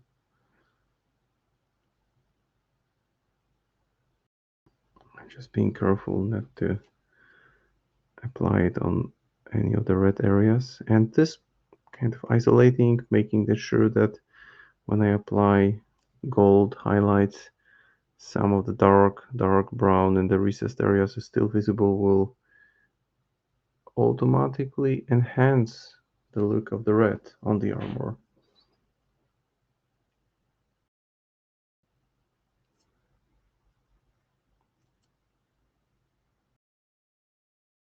The same with the ornament on the shield. And there is another skull in the middle of the chest area. Then there are some bolts on the armor, but I'll get to them successively, one at a time. Oh, it's a raid! Oh, wow. Hey there. What's happening? It's the Nightmare version of Charles Hoffman, one of the well-known characters in the game. Yay! Love me some raids. Welcome, raiders. Good having you. So I started this model 2 hours ago. Decided to paint some red armor today and added some base color around the armor and just Legend Reforged. Exactly, that's the name of the box. That's the name. It was available during the GenCon, which is this annual festival for all the board games and tabletop gamers. And Word always prepares something spectacular. This year they prepared this lovely set. He comes with a dragon, which is alternative Peacekeeper. And it's a cool miniature because it's partly mechanical, partly organic. Yeah, it is indeed. Indeed. So weird, each year they outdo themselves. We had unicorns, we had My Little Pony based, we had Rockstar based crew. So each year is something different. This year it's this dark fantasy themed. And Word was kind enough to send me a box with alternative Hoffman. It's not a pre-assembled miniature, so you need to take your time to assemble it. It's very well designed, so all the pieces come together nicely. And I'm Day of the Dead box. You're not the only one. Seems like most of the people really, really like it. The Santa Muerta aesthetics, it's something quite special. It just had to happen. Had to happen in Malifaux. I was expecting the Ortega box to be represented in this way at some point, so I was quite surprised with Lady Justice, but it makes a lot of sense with the way that the characters are presented there. I especially like the Death Marshals. Those are some of my favorite models in the game. Mexican, yeah. It's a Mexican festival to commemorate the dead, but it's not, I mean, like in Poland, where I'm from, we celebrate the memory of those who died on the 11th of on the oh sorry on the 1st of November, and it's typically the weather is awful. It's rainy, cold, and it's very nostalgic, sad. Families, of course, get together, but in Mexico they do it differently.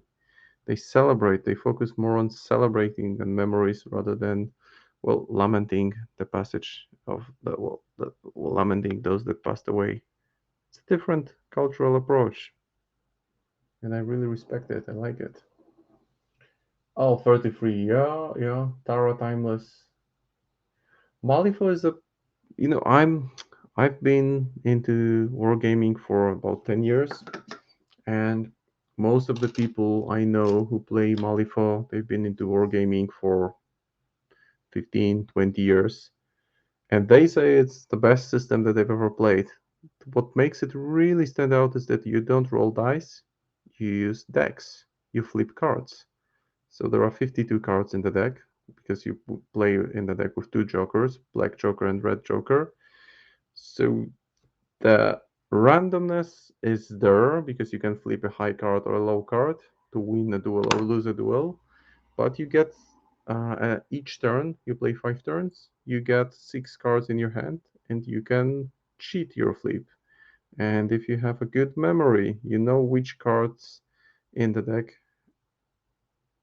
had already been flipped, and you can somehow estimate what are your odds of flipping high or low. So there are different layers. Oh yeah, those are all the social media. Follow them.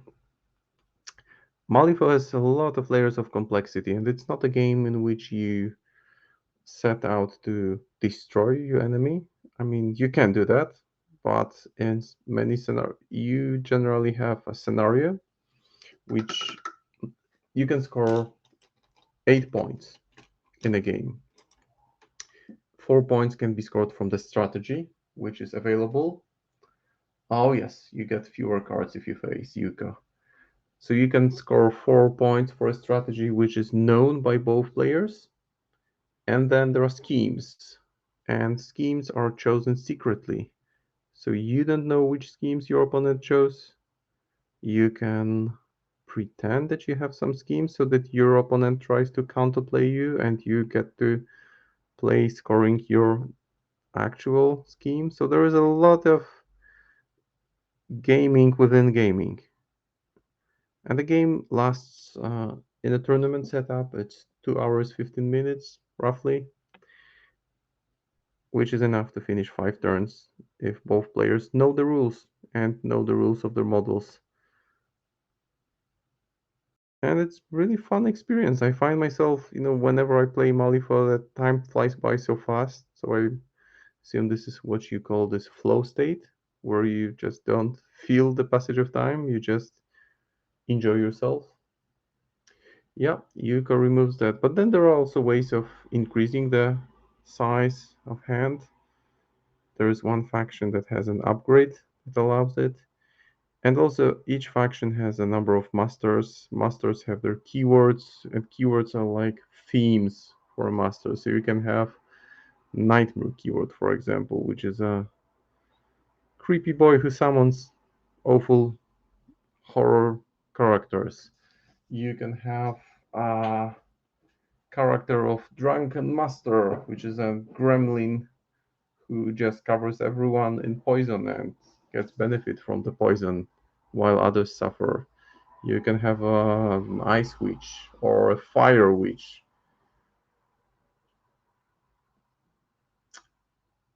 Yeah, but Malifaux, the buy-in into Malifaux isn't that high because essentially you get one box with the crew, two, three more boxes, and you can already play competitively.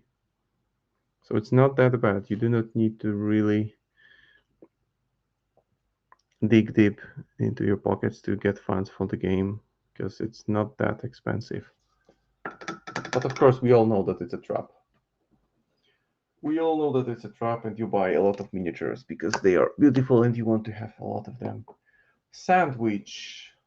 Sandwich. Well, you can have a sandworm, which is not a sandwich, but something to do with sand at least. But definitely give it a go, check it out. Ask at your local gaming store if there are people playing Malifaux. It takes a while to get used to it, but the core mechanics aren't that complex. But there are just different layers of complexity that pile up. Well, if you're hungry, then you can have a sandwich. Yeah, not a sandworm though. As long as it's a sandwich, not a sandworm, you can have it. Now I will tweak the cloak with some of the magenta color I mentioned earlier, because I want it a bit more vibrant. Or actually, I will maybe go with more of a purple shade. Let's see, I can always use a bright shade and tweak it with darker one later on.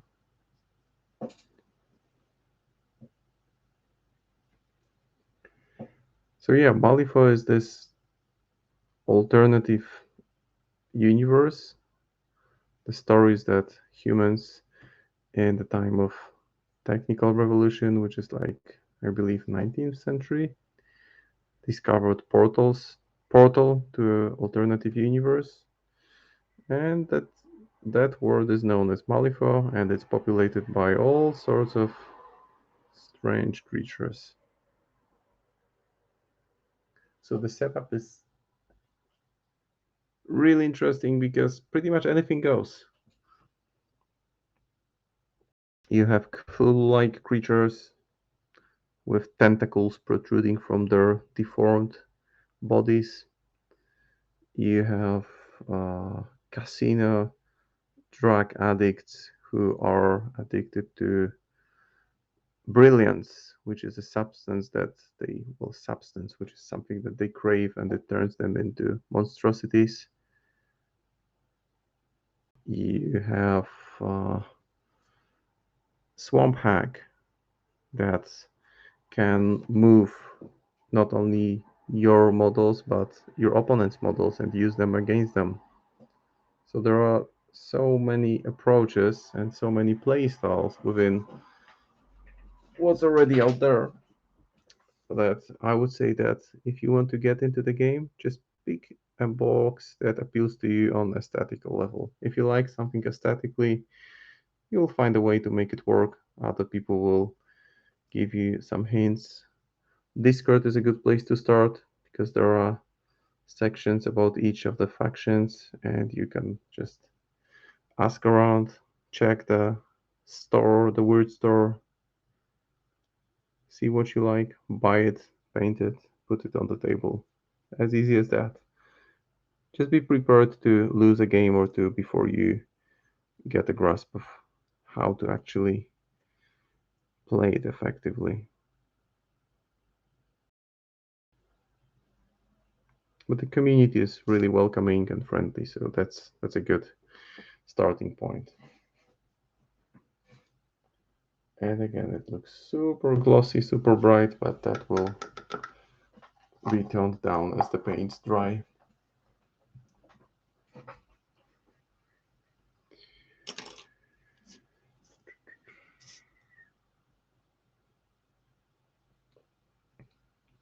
And of course, I'm here because I'm painting for Word, but I'm a fanboy. I got sucked into the world of Malifaux around 10 years ago. I've painted hundreds of models from this system since then and never really looked back. Guess it's time to tweak the line main. I will use some hydromiel yellow and then tweak it with a little bit of brown. This is the moment where I can just keep on adding different degrees of saturation, tweaking the shades. If I feel like they are too intense, then toning them down or increasing the intensity of the colors. Just making sure I have some kind of general composition and idea going.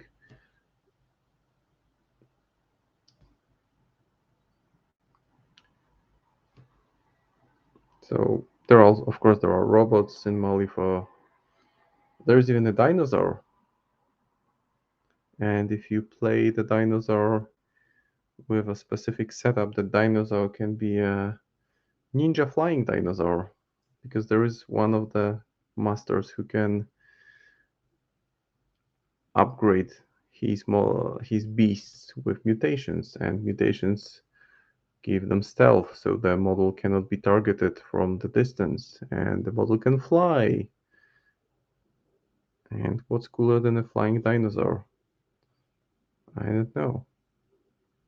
There may be cooler things, but flying dinosaur is, and it's apparently from the game point of view, it's valid. It's a solid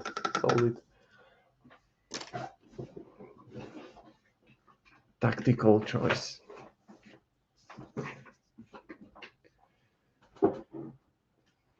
Now the paints are drying, but I'm already thinking about what to tweak next.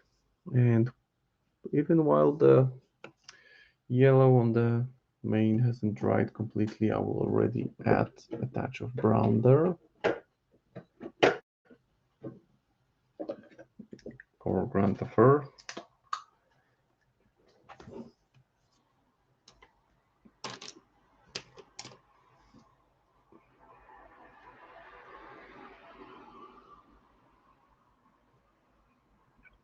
Just push the shaded areas a bit more. Make it look a little bit more three-dimensional. And when I do it while the paint hasn't dried completely, it kind of blends nicely with other colors.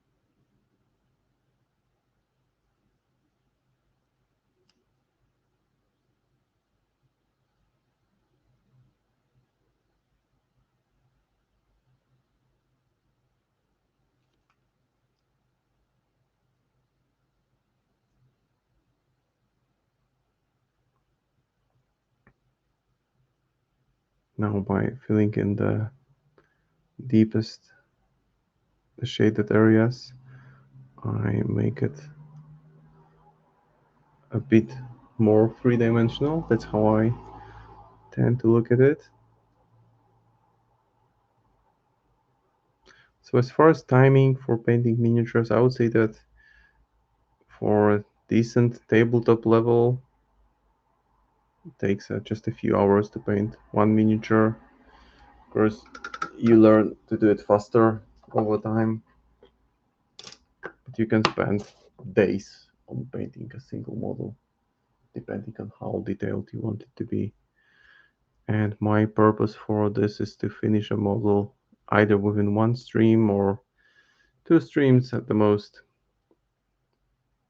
because those streams get later on uploaded to YouTube and can be used for reference, because why not?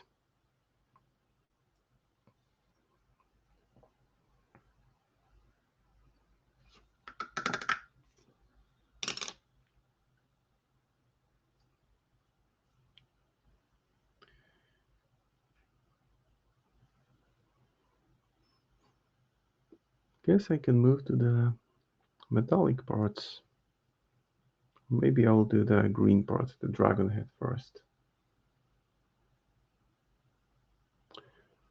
So I will let it dry a little bit more, because if I apply more glazes on something that hasn't dried, I'll just make a mess of it, and I want to avoid it. But the dragon head can be worked on already, because it's fully dry.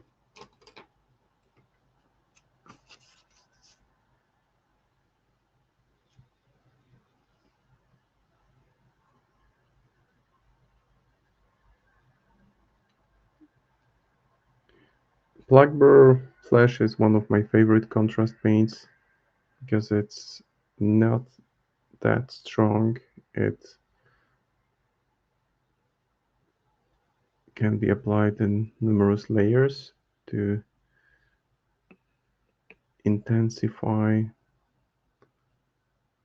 the greenish shade that you want to get. I'm still not sure what he's actually standing on. Is it a face? Looks like a broken nose, maybe a large nose, and here there should be an eye. Seems like a face. Definitely some creature that won't get back from that.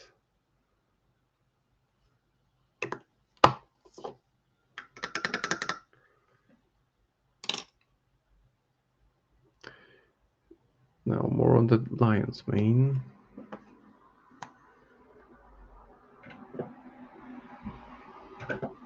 Yes, I will go with a bit more of intensity here and use a color called Citron Yellow.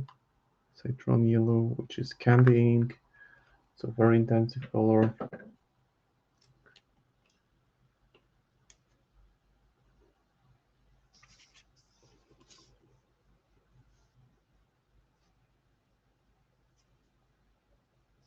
And I will use it on the raised areas just to intensify those a little bit. And I will do a bit of a dry brushing there later on, and then get back to maybe put some orange in it. I think orange is missing here.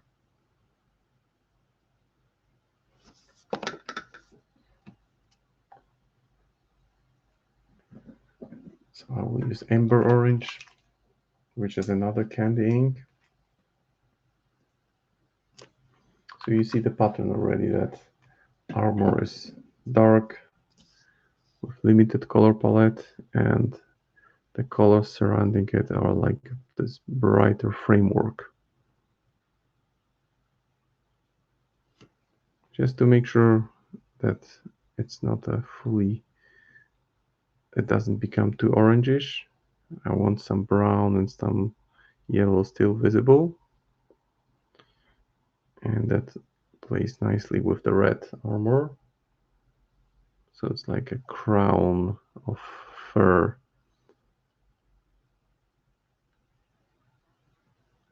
And then I will do a dry brush once it's fully dry to kind of bring it together, and maybe use a fine brush to single out some details there.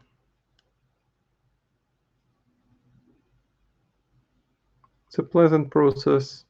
Sometimes I find myself trying to rush it too much, so I take a step back, focus on one element. If I ever feel like I'm spent too much on on a model, then I try to get at least some part of that model complete. Because once you get the sense of accomplishment, it gives you a boost, keeps you going.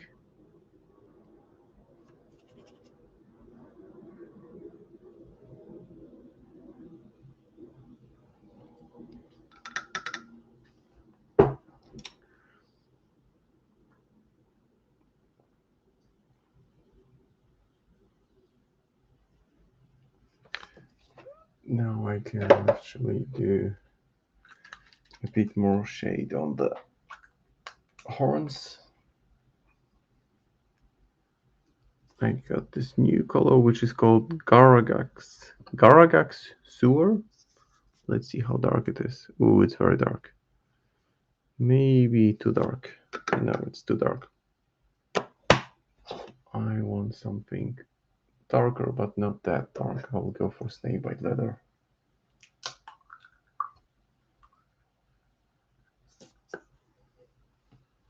So back to the model, and I can actually use Gallemon Medium to thin it down slightly before I apply it.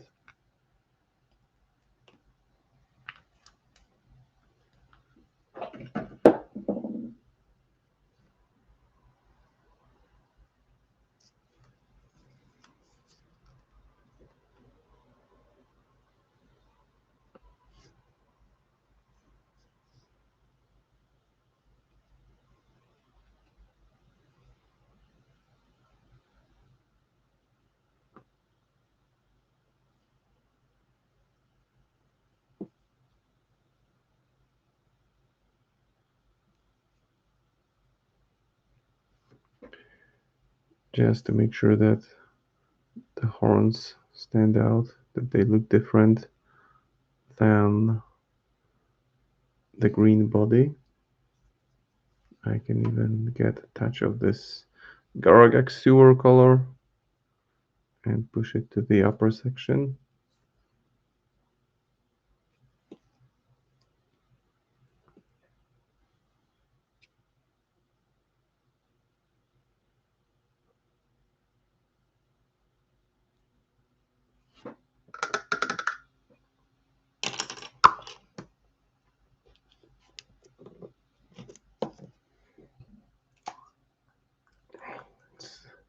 Sometimes the paint dries inside the lid, and one way of dealing with it is to get your sculpting tool and just very carefully, because you don't want it to fly out from your hand, dig out the dried paint from the lid, because otherwise it won't close properly and it will continue to dry.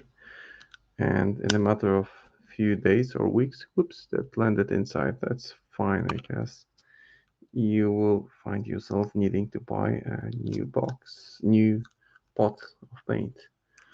Whereas sometimes it's just a matter of clearing the lid a little bit, just doing it very, very carefully, because you don't want to flip it on your desk, because that paint is hard to remove. I had one of them fall on my desk, and trust me, it was a mess. Now it should close properly. That's it. That's more like it.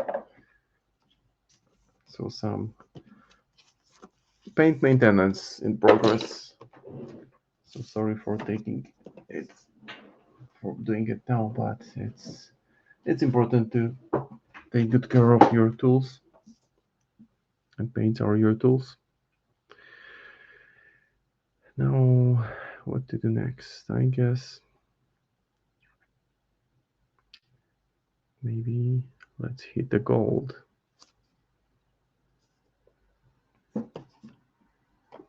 Let's do the gold. And for gold, I will choose this one, Glorious Gold. I will mix it a little bit with hardened leather for the first layer.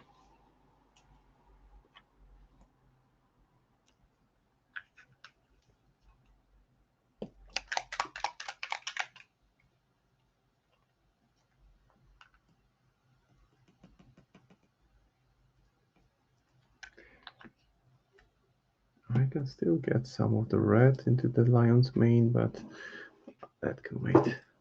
Let's now do the red section, not the red, but the gold sections.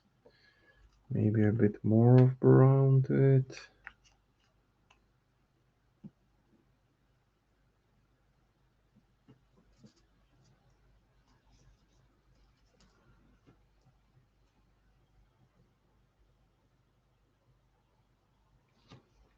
That's a solid color.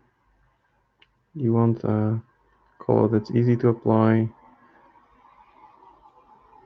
With metallics, I really dislike having to do it in layers because it's easy to overdo it and makes it look bad. Simply put, bad. So you want good flowing color, good flow on your brush, and I'm already trying to avoid the recessed areas so that the next layers will be introducing some nice highlights.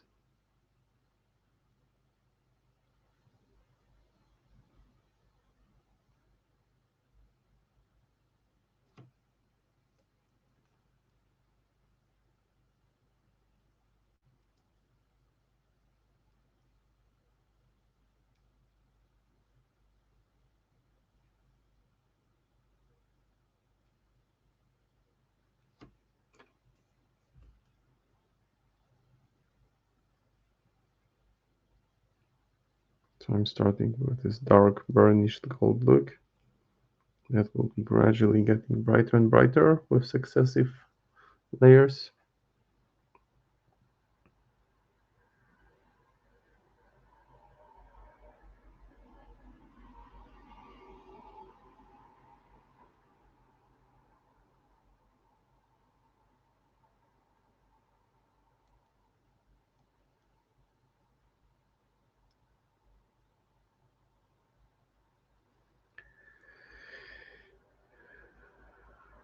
Making sure I don't miss any spots, and I will switch to a smaller brush.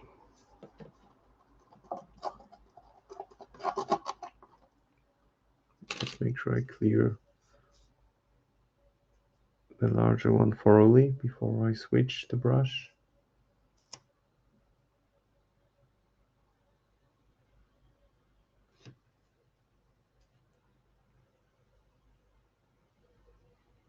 And now getting all those details covered with this dark gold, which will be then highlighted to bright gold.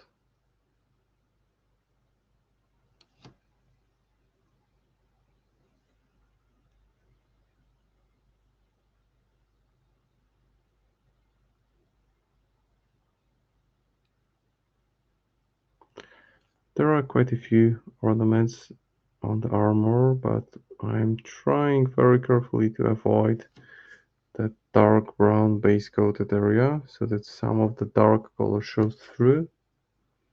Because if I paint over it, then I kind of ruin the prep work leading up to that. And it becomes like a sticker rather than an intricate ornament that's part of the composition. Kind of sticks out, doesn't feel like it's part of the whole thing.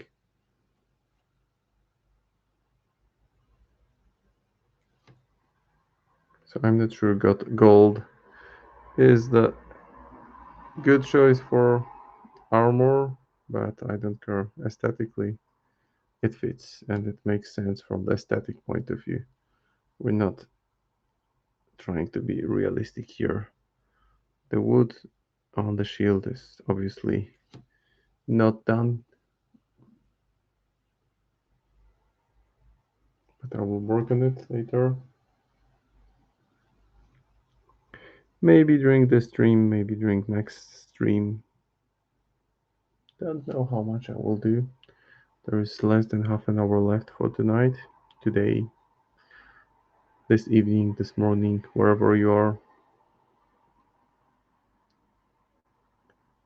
There is like a chain made here, which will also be golden. And it's nicely textured, so I'm just taking my time to pick out each of those bits.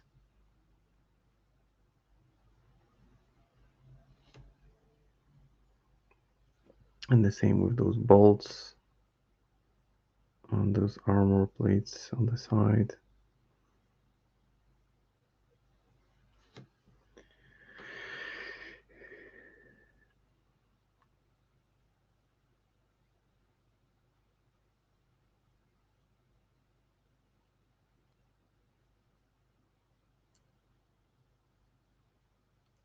And then I can gradually start adding layers to the gold, but it's already becoming, the composition is already looking pretty good.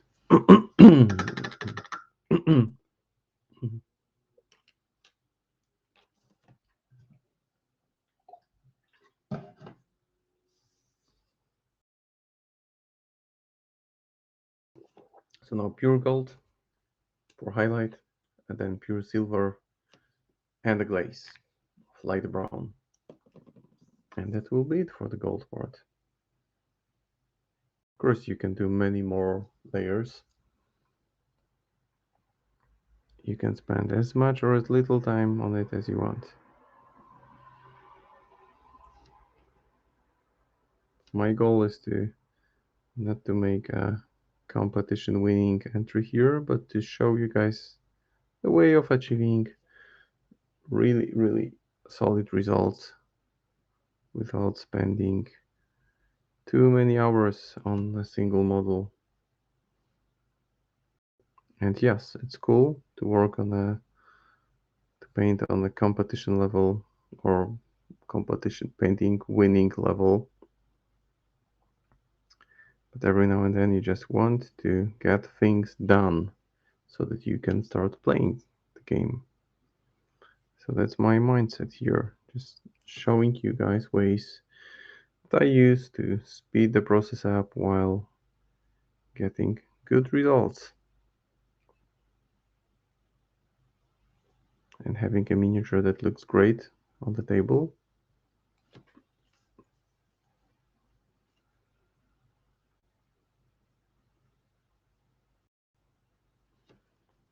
This is intriguing because it's all like dark fantasy, but this ornament looks more like from the steampunk world. So it's like a crossover universe shield. I'm just tapping it to make it look like it's been banged on. I would assume that's what happens to the front of the shield. People hit it with all kinds of weapons.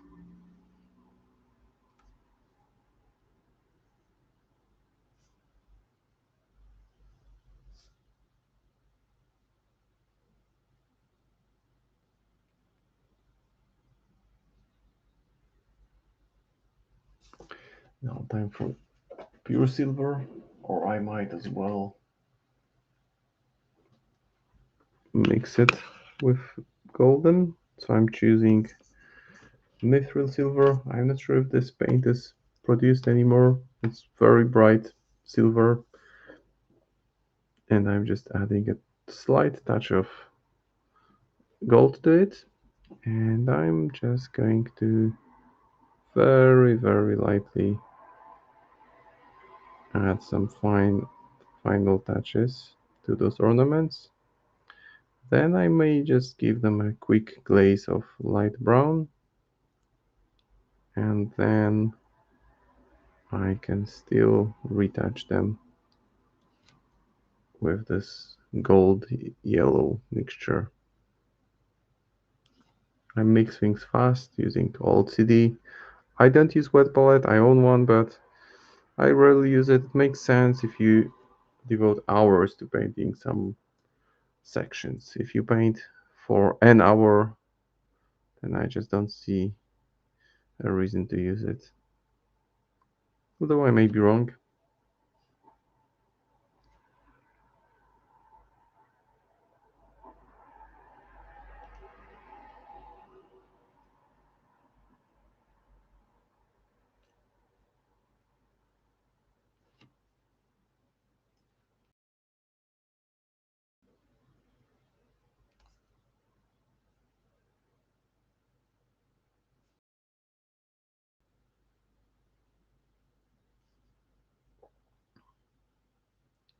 And as always with highlights, I know I may sound like a broken record, but it's really worth paying extra attention to make sure that you leave some of the previous color showing. Because otherwise it gets all flattened out and you go through all the effort of making this nice highlights and then everything gets lost. So might as well put some more effort here. And now the silver, the flail. So I'm going to use chainmail for it, which is slightly darker shade of silver than mithril silver. So let's call it medium silver, just to have kind of clear reference.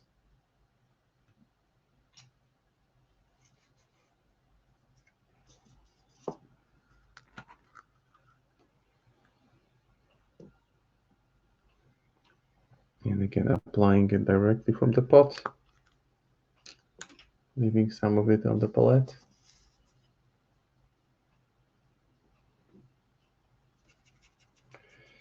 Removing the excess of the paint, checking on my fingernail if it barely leaves any trace, and that means that it's ready for dry brushing.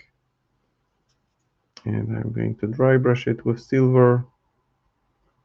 Then I'm going to apply gray contrast paint on it, just to take away the shine, and then I will highlight it with mithril silver to bring back the shine. So it's a little bit of going back and forth, but it's part of the process. As long as this back and forth brings you in the general forward direction, then it doesn't really matter which happens first, darker or brighter.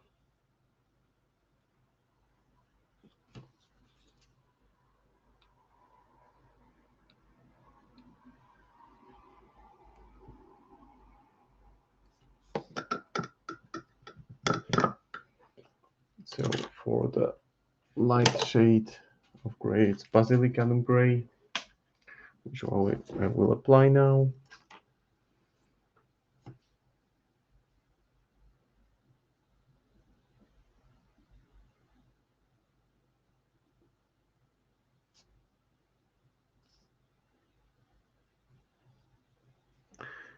It works really well with metallics because it takes away the shine, and it's nice to then use a finer brush to bring back the shine by just highlighting some of the raised elements.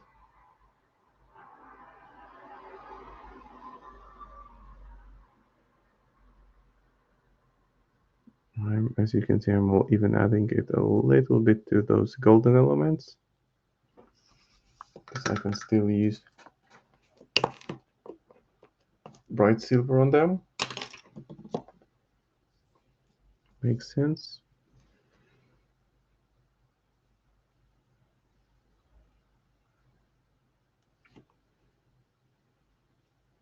And now I can just single out the highlights on the chain.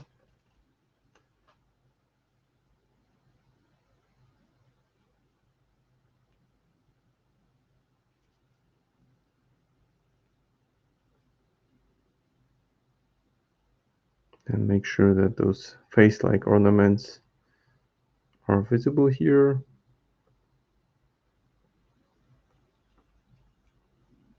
And I will pause in a second to show you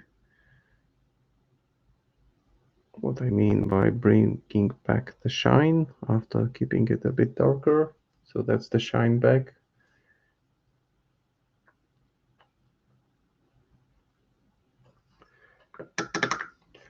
And if you want to further enhance the colors, you can always use things like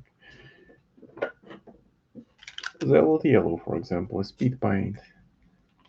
And you can use it on, not on all the golden metal elements that you've just painted, but on some of them, just so that you have different shades of gold metallics. So I'm going to use them on those ornaments here around the skull. And as you can see, they already look a bit different than other golden elements. I will use them on the skull here, and maybe partly on this skull here.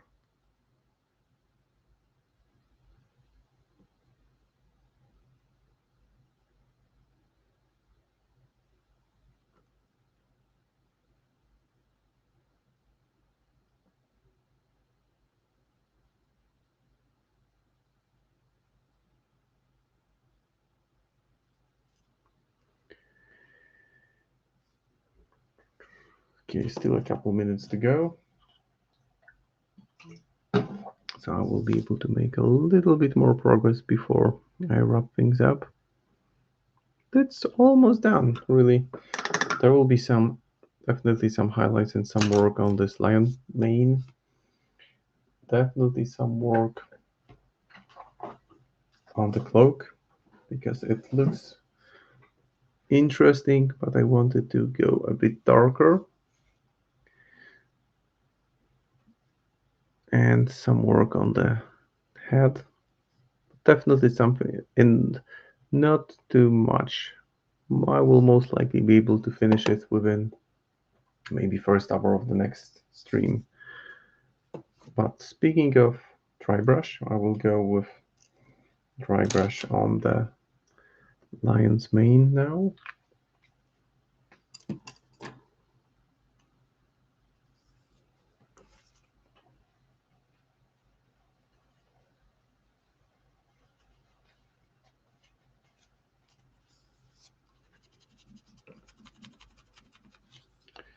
And using the side of the brush, I will try to bring out so that the strands of her are visible, because it got muddled up a little bit. And I'm just using the side of the brush to very lightly highlight just the sections of the lion's mane that you see from the front, directly from the front. I can always bring it down with a quick glaze later on. Oh, I moved out of the screen for a while.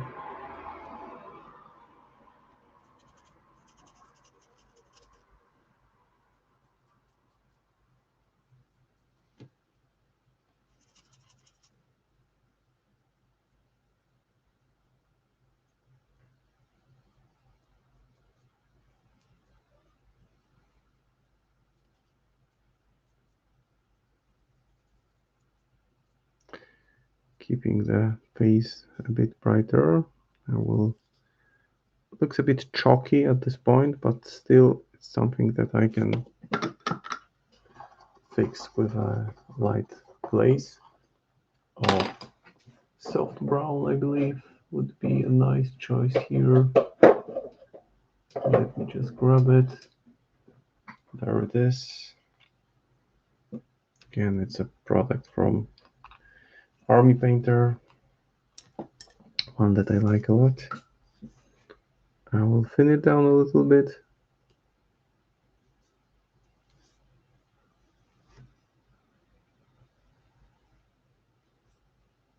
And that way that chalkiness is gone.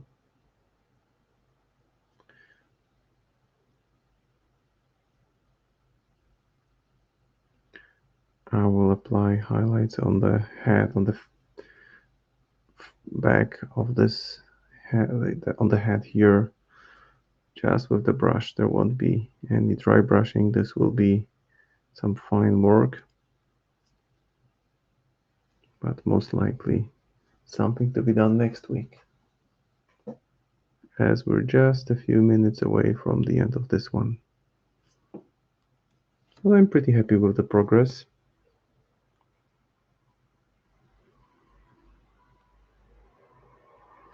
And so nice to be rated while streaming on Twitch. Always great to have some new influx of people, viewers, especially if someone learns about the amazing universe of Malifaux for the first time. Come join us. I mean, it's a really, really well designed game, and you can enjoy it regardless of whether you're highly competitive or you just want to have fun. You can just shoot undead pigs and use a pigapult from distance. There are just so many things you can do in that game that I would also suggest talking with more experienced local players, telling them what kind of style of playing you like, and they will be able to tell you if it exists in Malifaux. Most likely it does. So now a bit of hobby cheating. Let me just grab the product that I use for that, because we are approaching the final stretch. I just need to find something. Yeah, that's the one.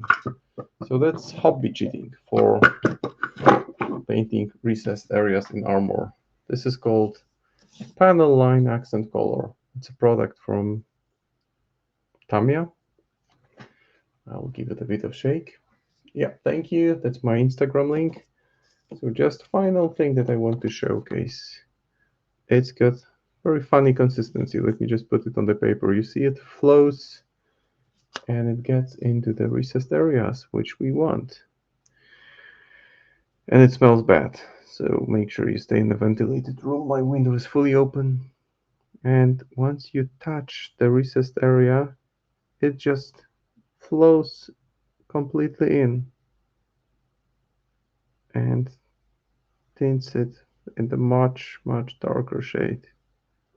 So if you have some like hidden panels that you want to get to, like the ones here, you just very lightly touch it and it easily flows in. So I call it hobby cheating because it seems like effortlessly you isolate the darker areas. It just paints itself. You just need to be very careful not to overdo it.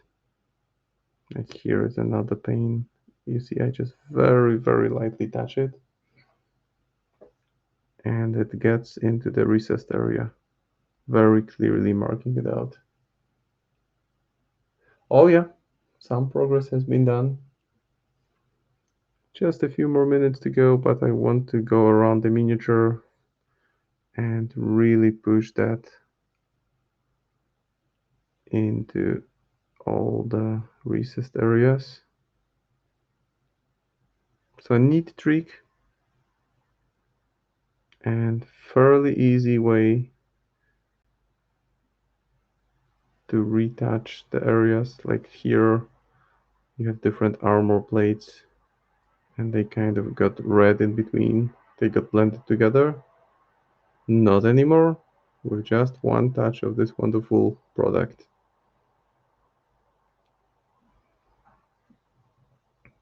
The same on the back.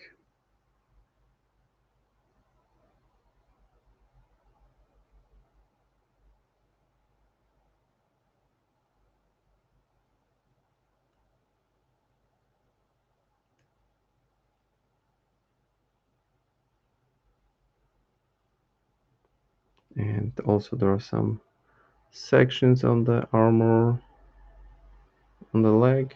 I think that this is the kind of armor that you would wear on a horseback. Might be a bit uncomfortable to move around in it, but hey, it's Malifaux, anything goes.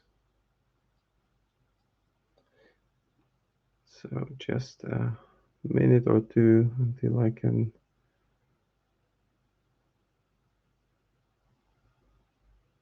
be happy with what I have, and I will make one final showcase to you guys, and then we'll call it a night. So tomorrow, same time, make sure to pop in. Doug will be streaming. He will be continuing his work on the witness keyword. So if you want to see one of the new miniatures painted by a very good artist and have some chat about game, universe, painting, of course, universe of Malifaux, although universe could be a good topic to bring up with Doug as well. Why not? Or just drop in and have some nice hobby chat. Make sure to check out the stream tomorrow, same time. And final touch here, and I think I'm ready to stop. This is the product that I've been using. It's panel line accent color. It's great for adding some depth to those recessed areas. So that's where I got. It's a solid looking red armor with clearly defined armor plates. Yeah, come for the baiting, stay for the shenanigans. That's true. Still some work to be done. I will be happy to continue it next week.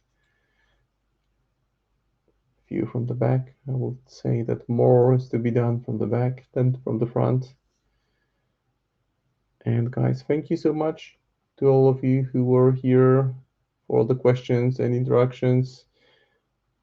Make sure to check out Dax stream tomorrow. And until the next one, thanks a lot. It's a pleasure to stream for you guys. Take care.